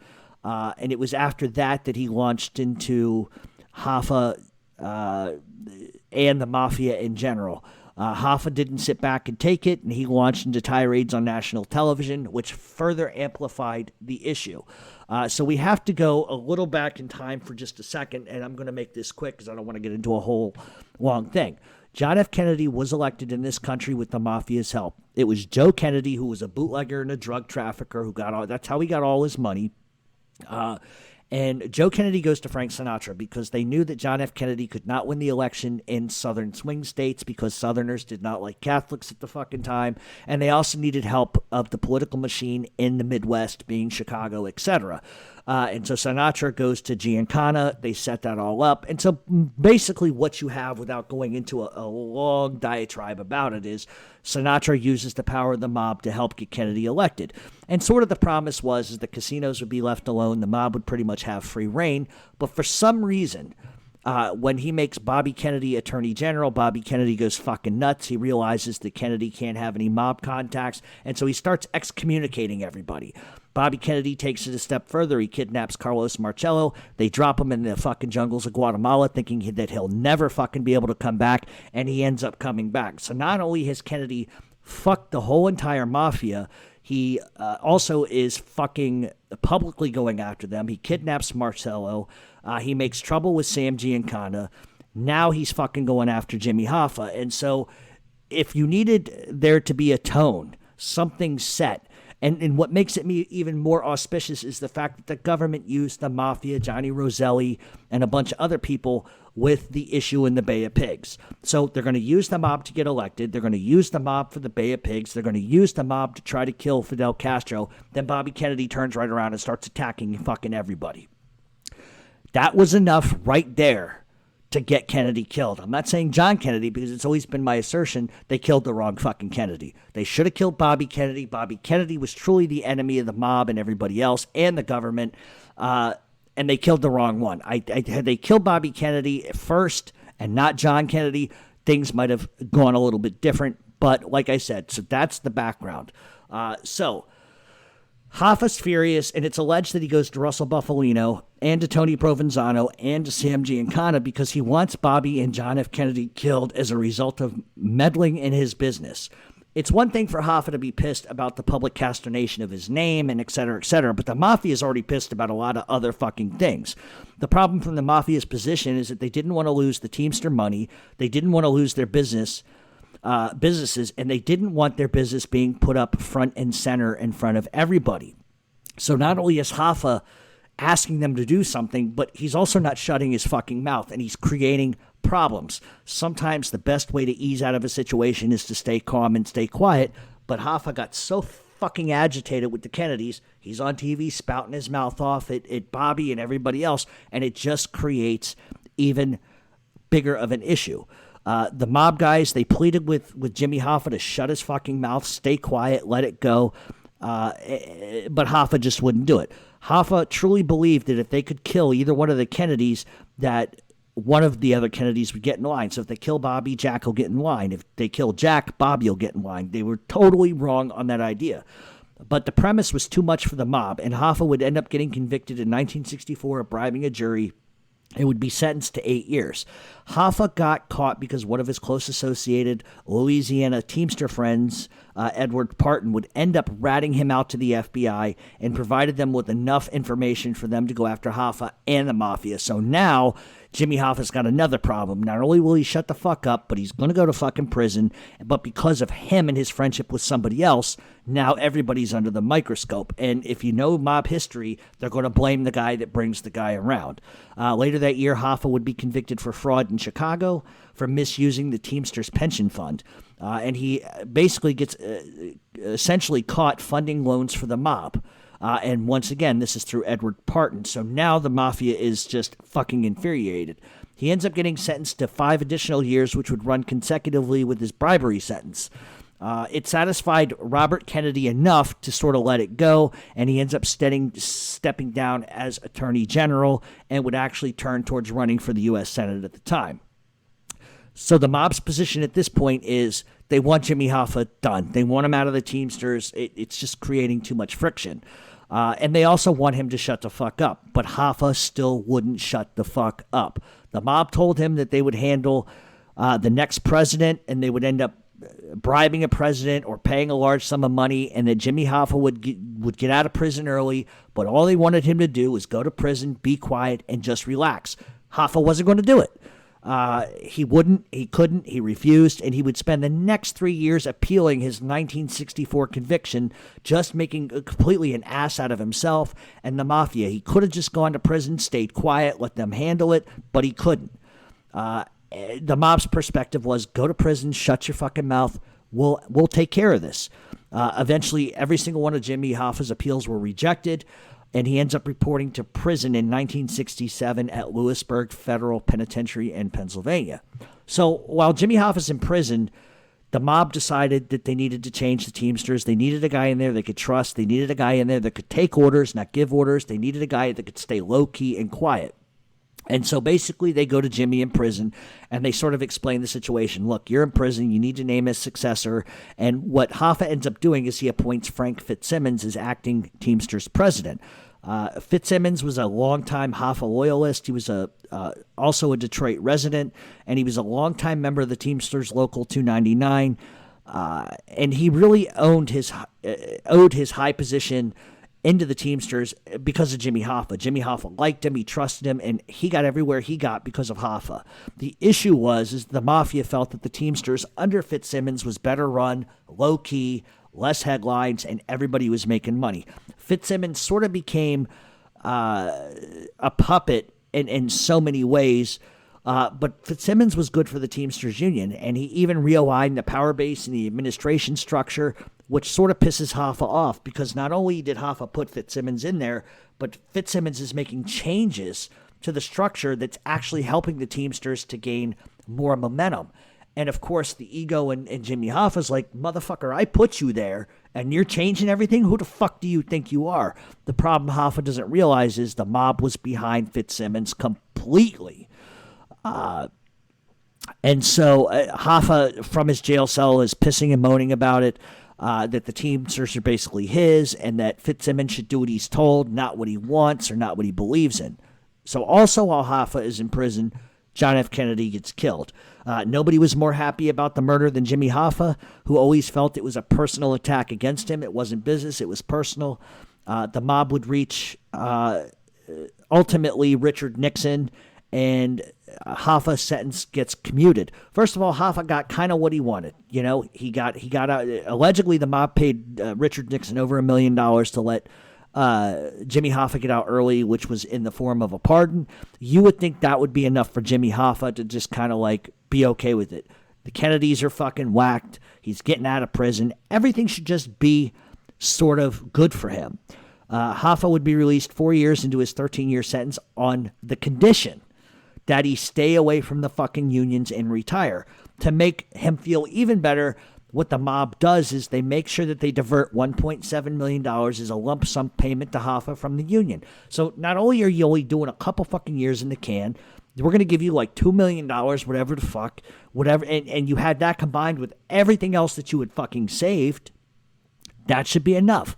The only request is stay the fuck away from the unions, because not only is it going to make Richard Nixon look fucking bad, it's going to make the mafia look awful, and you're going to bring more fucking heat. And so basically, they just wanted Jimmy Hoffa to get out, retire, go away. But Jimmy Hoffa, once again, just won't do it. He thinks he's above it all. The first thing he does is he starts attacking the Attorney General, John Mitchell, and the White House Special Counsel, Charles Colson, accusing them of imposing ridiculous conditions on his release. First of all, if the government's going to let you out, shut the fuck up. But Jimmy Hoffa can't stand it. So what's he going to do? He's going to publicly lambast them and say, this is ridiculous. Why are these conditions put on me to get out of prison? But he forgot about the fuckers who got him out of prison to begin with. Hoffa then files a lawsuit to invalidate the non-participation retrucking in order to reassert power over the Teamsters. So in other words, he's saying, fuck you and what you think are your conditions. They're bullshit conditions. I'm filing a lawsuit because I want back in the Teamsters. It was enough to fucking split hairs. It was enough to infuriate the mafia to no fucking end. That right there is essentially the nail in the coffin for Hoffa, but it's going to get worse. So initially, Hoffa agrees with everything that Nixon said and the government said to get out of prison, but then he just completely goes back on his word. Then in 1974, John Dean, former White House counsel to Nixon, was basically called to give 4 depositions relating to the Hoffa case. So now the heat is on the president. Why did you fucking release Jimmy Hoffa? Everybody knows about his past. So now it's creating a shitstorm. All it did was infuriate the government. It infuriated the mob in general. Hoffa would end up losing that court battle, and the mob at that point threw their hands up in the air. Hoffa should have stopped, but he didn't. He would begin a slow grassroots of effort with the local 299 in Detroit, where he still had some public pull, to attempt to regain power. He would be warned by a lot of different people, but most importantly, he was warned by Frank Sheeran, who essentially had been loaned to Jimmy Hoffa by Russell Buffalino as a contract killer, and Hoffa gets warned by Chicago, stop, and to stop immediately. In 1973 and 1974, Jimmy Hoffa calls Tony Provenzano and wants his help. Tony Provenzano was a gangster. He was also the head of a very powerful union in New Jersey, and he wanted Provenzano's help to regain power to get back into the union. Provenzano, basically, who was a gangster and a Teamsters leader in Jersey, knew what was going on and said, fuck you, you need to stop, go retire. Hoffa, aggravated and pissed off about it, told Provenzano that basically he could run and win again no matter what the fuck Provenzano thought, no matter what the fuck the mob thought, and that they could either help him or he was going to let the government and everybody else know how much organized crime is involved in mass corruption in the unions. That right there is what got Jimmy Hoffa killed. Right then and there, he was a fucking dead man. He also apparently at the time levied a threat, because at the time of his death he was writing a biography, that he would basically insert names, places, dates, and times as far as Kennedy, as far as the unions and the mobsters, and that was it. The mob was going to kill him. Hoffa disappeared on Wednesday, July 30th of 1975 from the parking lot at the Red Fox Diner in Bloomfield Township, which was a suburb of Detroit. He had told others that he was going there to meet with Anthony Giacalone and Anthony Provenzano. The guise of the meeting was to settle a dispute between Provenzano and Jimmy Hoffa. The problem is that Russell Buffalino had already ordered his death. It was over with, and he sent Frank Sheeran to Detroit, which has been confirmed that he was actually in Detroit in the same exact time frame. So the first conspiracy, when people say that Frank Sheeran wasn't there, is totally not true. It's a fact that he was there. Frank Sheeran was a gangster. He was a hitman. He originally, and we'll get into some of that here in a second, but Sheeran really was the only person that Jimmy Hoffa ever trusted. It's been on record, even from Jimmy Hoffa's son, that his father never would have gotten in the car with O'Neill, never would have gotten in the car with Jack alone without Sheeran being there, which might explain how and why Frank Sheeran was actually there to begin with. So how does Frank Sheeran fit into this? Frank Sheeran really got his start after the war. He returned to Pennsylvania, was doing a little legwork on the side. Nothing major, pretty much small stuff, but he would end up working a little bit for Angelo Bruno, and a chance meeting led him to meeting Russell Bufalino. Sheeran became a truck driver, and one day he stopped by a gas station in Pennsylvania where Russell Bufalino had sort of a hangout. And I believe, as the story goes, Bufalino was having car trouble. Sheeran fixed it, and they sort of became friendly, which ultimately leads to Sheeran becoming an underling of Bufalino, which in turn led to Sheeran working for Angelo Bruno and other people. Sheeran was a strong guy, a swag guy, a hijacker, and ultimately become the mob's official hitman. It was through Bufalino that Sheeran met Jimmy Hoffa. At the time, Hoffa was looking for some protection, somebody who could just take care of people that were giving him trouble, a bodyguard, and somebody who would kill people. And through Russell Bufalino, Bufalino sends Frank Sheeran to work for Jimmy Hoffa. Sheeran's main job was to protect Hoffa at all costs, to kill at will. Hoffa's main problem was bad union workers and delegates who wouldn't bend, and Sheeran's job, basically, he was used to bend people to their will. He and Jimmy would become insanely close, and his reward for being loyal to Jimmy was really encapsulated by Jimmy taking care of Frank Sheeran in terms of making him the head of a union. It meant money, it meant stature, and it also enabled Jimmy to keep a close eye on Frank. Eventually, as Hoffa made problems for the mob, Sheeran gets dragged into a few events which people speculate never happened. According to Frank Sheeran, he knew about the plot against John F. Kennedy and was asked to ensure that the guns used in the Dallas assassination of the president arrived on time to David Ferrie. If you don't know what I'm talking about, look up who David Ferrie is. Frank's job in this particular case was to transport the weapons to a plane, which was then flown out to Dallas. Flight records confirm that the plane that Frank Sheeran described, that he said where it was, it's all confirmed by the FBI because, unfortunately, these guys weren't smart enough to not do flight plans. But everything that Frank Sheeran said, where they met and where the plane left from and landed on, those flight plans have been confirmed by the FBI. So, for anybody that says he doesn't know what he's talking about from at least a JFK perspective, either he was there and he helped transport him, or he got realistic information because they confirmed that information 30 fucking years ago. That's number one. All right. Sheeran also alleges that he was sent to kill Joey Gallo. Now, we have talked about Joey Gallo and hit on Joey Gallo, and we know why it happened. The facts are, and this is one thing that a lot of pundits don't mention. Here are the facts. A witness in the restaurant confirmed that it was Frank Sheeran who walked in, shot Joey Gallo, followed Gallo outside, and he pumped more fucking bullets into him.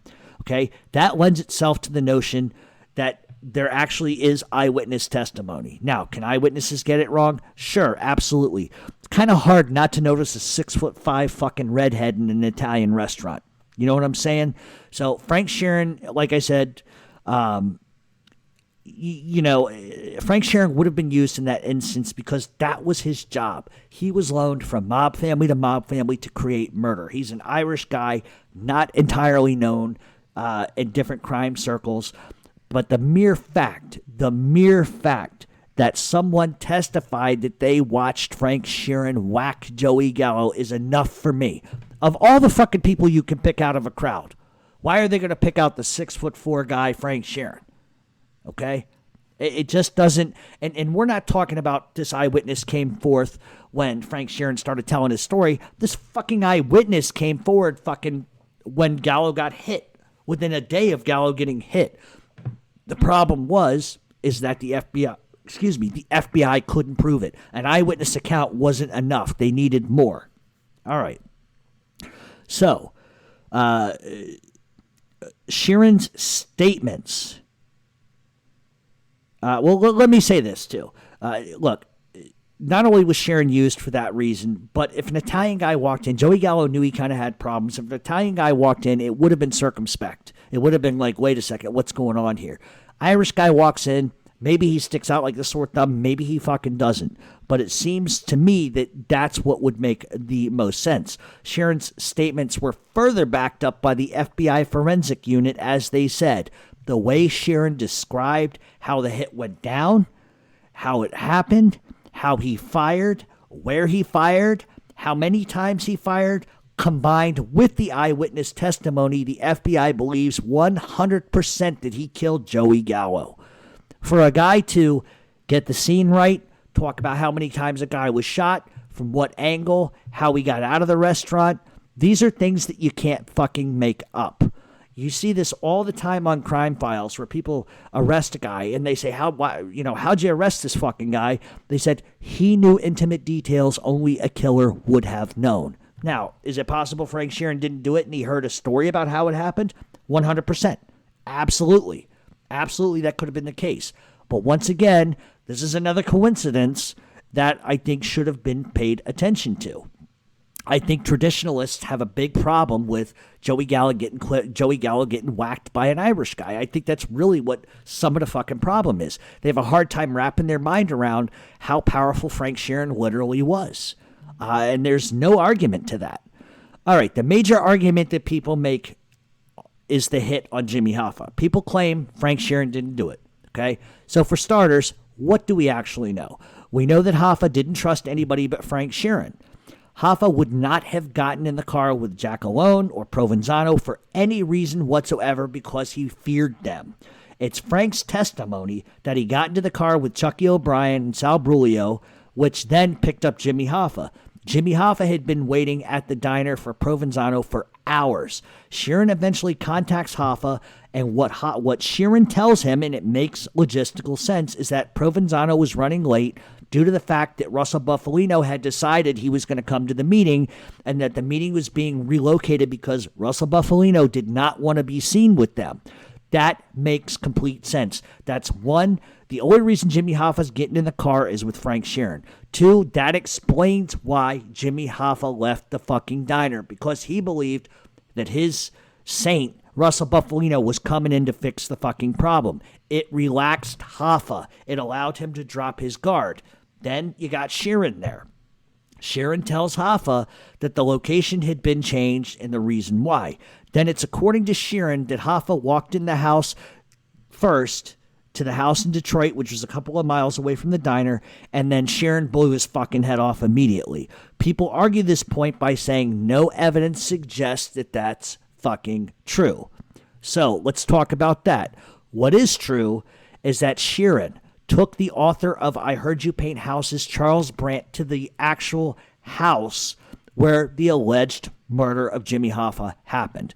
He told Brandt where there would be blood evidence to the T, not, well, check here, check there. No, it's going to be A, B, C, and D. That's where you're going to find the blood, and it was exact locations. Bullet holes were found in exact locations. The FBI searched the house, and they found blood exactly where Frank Sheeran said it would be.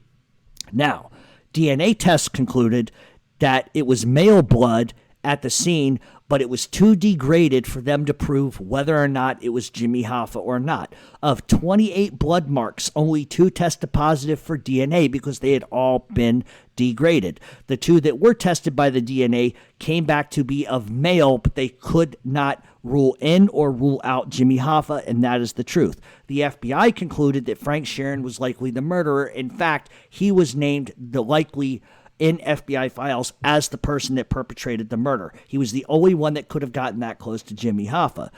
They are actually, believe it or not, today using new DNA technologies to retest the floorboard blood and everything else by pulling up boards and retesting. In the hallway where Hoffa's body after he was shot was dragged, there was blood everywhere, and the FBI also found traces of blood there, which is where Frank Sheeran said it would be. So, if we look at this, Obviously, we know for a fact a murder took place in that home. Either that or somebody's got a severe crotch bleeding incident, ass bleeding incident, or a fucking nosebleed incident. There was a murder there. I find it incredulous that people are so quick to dismiss Frank Sheeran's story as bullshit. He picks out a random house in Detroit, 5 miles from the diner. He exactly pinpoints where blood will be, and the guy's lying. You got to look at the circumstances into this. Could he have picked a house where he knew there was another murder? Sure, absolutely. Could he have picked a house where he knew there was blood and he knew it wouldn't lead back to Hoffa because Hoffa was never killed there? Sure, absolutely. But you have to look at the circumstances around it, and I don't believe in coincidences, especially when it comes to fucking murder. One more fact. Sheeran told the FBI that Hoffa was in the car with him. This is another thing that these people say isn't true, but here's a fact. The FBI found hair samples that matched Jimmy Hoffa in the car. So he told the truth about the car. He told the truth about who was in the car. He picks a random fucking house out of the middle of nowhere. He also tells everybody where the actual blood can be found. He's right about A, B, C, D, E, and F, and that's not enough for you people because what, a DNA strand doesn't fucking match? So what I'm saying to you is it 100% that Sheeran did it? No, he could have heard the fucking story. But you have to marvel at the coincidences here. You just have to marvel. If the FBI, listen, I'm not saying the FBI is like all knowledgeable and smart and knows everything and they get it right, because they often don't. But in this particular case, I think they fucking did. So next thing you're going to ask me is, well, what about the body? Well, according to Frank Sheeran, the body was taken to a nearby funeral home and Hoffa was basically turned into dust. The people that make claims that Frank Sheeran is lying, they want so much for the Detroit gangsters to be the mob faction that handled it that they'll say anything. And I'm not saying this about my friend Daryl because we have a good argument about this. Other people that aren't paying attention to this.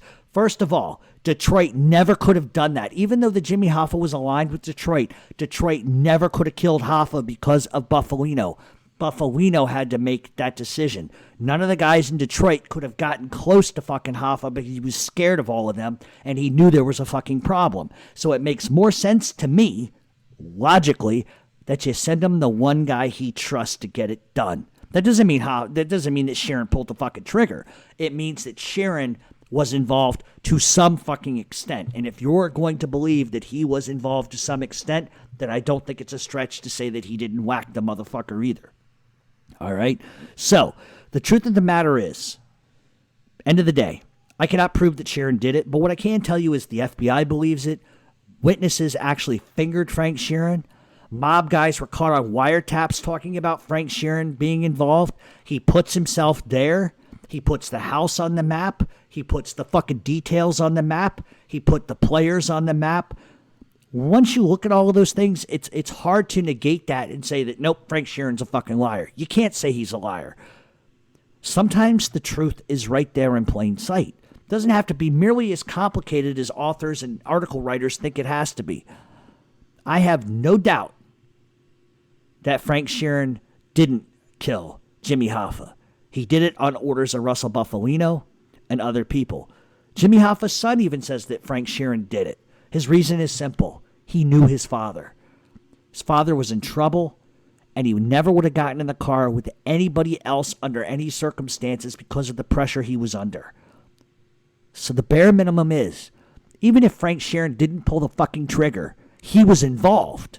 And if we believe that he was involved, then we automatically can't throw anything out the fucking window.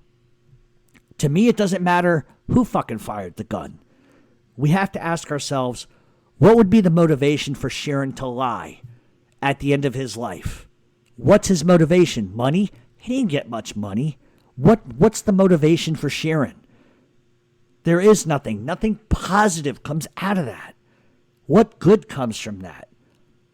He had too many details, which are one hell of a coincidence for me. People who constantly tell me he's lying always come at me with, well, the DNA. And then they come with the Detroit Mafia, like almost right behind it. While one of those, the DNA is important, I just don't believe it to be the case. The situation for Jimmy Hoffa was so fucking bad, and he knew it. That day he kept calling home, asking his wife if so-and-so called. He was expecting a call from Russell Buffalino. That's how fucking paranoid he was. Russell is the only one who could protect him from Detroit and everyone else. Detroit did not have the power to just take out Jimmy Hoffa without permission. That's where a lot of people get this wrong. Detroit wouldn't even move on Hoffa without Buffalino not giving the nod or the commission saying, go ahead and take care of it. We can debate this for the next 50 years. But I just think given what Frank Sheeran went on the record with, the things that have been corroborated, this is the closest that we're ever going to get to the truth and the mystery of what happened to Jimmy Hoffa. Could it be distorted and a little bit different? Could the facts be a little different? Of course, absolutely. But this is the closest we're going to get to it right here. Hoffa's remains are never going to be found. His DNA is never going to be found. That's not a guy you can bury and toss into a fucking barrel in Lake Michigan. If they can figure out some of the oldest hits in the world, you would think by now someone else who might have been involved would have talked about Hoffa, and they have. But every single one of those persons, unlike Sheeran, has been proven to be a liar. A massive liar. Couldn't even connect the dots from A to B. This is the only guy who's ever come forward and connected A to Z. So the odds are is even if Frank Sheeran embellished some of the story, right? The fact is he was there. His involvement or his participation in what actually happened may be different. And I'm man enough and easygoing enough to acknowledge that there could have been other things that we just don't know. But for a guy to have that information, I don't think there's any way I can ever believe that he was not involved somehow. Hoffa never would have gone anywhere alone with these guys. He knew his life was in danger. And history, they say, always repeats itself, right? And in this particular case, if we look at some of the greatest mob hits in the world, the greatest ones, there's always somebody that leads the lamb to the slaughter. And that's the truth. And the people that disagree with my theory or my belief, the one thing you have to acknowledge is that the ones who get led to the fucking slaughter, it's just how mob hits happen. Your best friend will kill you. They will lead you to the dinner table where you're going to be executed because they believe in something more powerful than friendship. They believe in what they're doing. They believe in the mob. They believe in what they do for a living. So did Frank Sheeran kill Jimmy Hoffa? I think he did. But if he didn't, then he was involved. And if we can agree that he might have been involved, then you can't disassociate and you can't throw out any of what he said out the window. You can take it with a grain of salt and you can look at it from a investigation perspective. But the truth of the matter is, if you believe 3 of those facts, not bullshit, not rumor, fucking facts. If you believe 3 of those facts, then you can't automatically throw it out the window and say the guy's lying. I don't know why people hate Frank Sheeran. Maybe it's because he's Irish. Maybe it's because he's not Italian and isn't Vito Genovese. And maybe people can't wrap their fucking minds around an Irish guy being that tough and doing dirty shit. They have no problem with Bugsy Siegel. They have no problem with Abe Relis before he could become a rat. They have no problem with the Jewish gangsters, Monk Eastman and some of these other guys. They have no problem with that, but they got a problem with Frank Sheeran.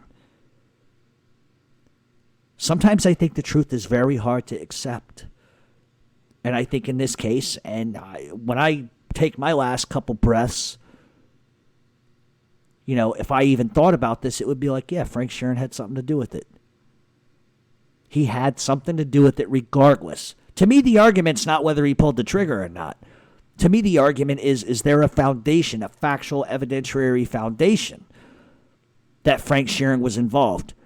And I would, if I had $1 million, I would put my fucking $1 million right on the line at 20-1 that Frank Sheeran was telling the truth. just because nobody else came out and talked about it like Buffalino. Even Buffalino's lawyer has said stuff that corroborates Frank Sheeran. Frank Sheeran was very well known in Philadelphia by a lot of people.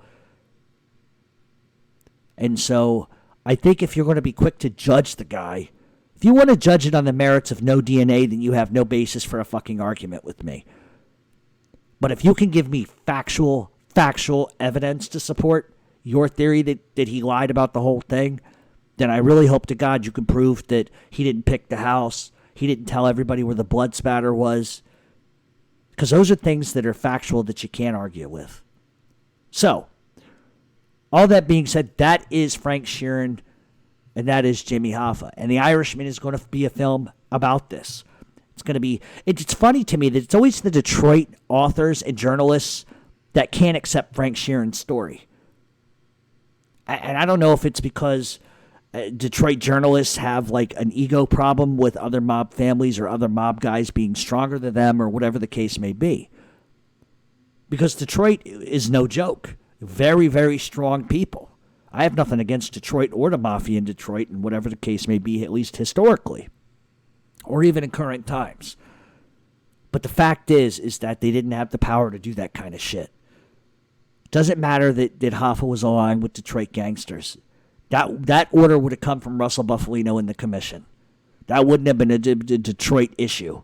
That would have been a commission issue because of everything else that was going on. Think about it. Bobby Kennedy, and all the bullshit there. The commission was upset about that. That is beyond a Detroit issue.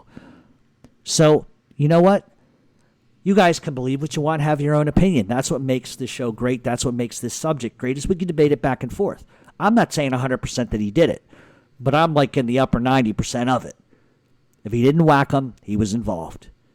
And I don't understand why people want to refute that, because they can't bring me anything that totally refutes it.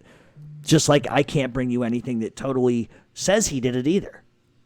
If you find the gun and the DNA, there you go, it's over. So it is what it is, and you guys are going to have to figure it out. All right, so that's going to be the show. Couple things really quick, and we're going to get out of here. Next week, all new show, Q&A, new topic. You can follow us on Twitter at Real Mob Talk Radio. You can direct message me there and submit your questions. Please, donate to Mob Talk Radio, guys. Please. Can't do this for free, and we got to get a lot of stuff done, so every little bit helps. $1, $2, $3, whatever the case may be. I'm very appreciative of those who have donated. You can go on to Facebook, type in Mob Talk Radio, give us a follow there, give us a like there. Also, the Flanagan's TV show is also on Facebook. Send your threats, your complaints, and everything else to the usual places. And with that, thank you, everybody, for listening in, supporting the TV show, supporting the radio show. We can't do it without you. And, I'm sure after this show, I'm going to get a lot of, well, you're wrong about this. And that's what's great about doing this, is I can have arguments with people and it doesn't get too serious. It's just, we're arguing over something none of us are even involved in. But I think if we focus on what could potentially be it, then we can at least agree to disagree. And that's the whole great thing about what I do, is we can agree to disagree. It's as simple as that. So have a great week, everybody, and we will be back next week with an all-new show.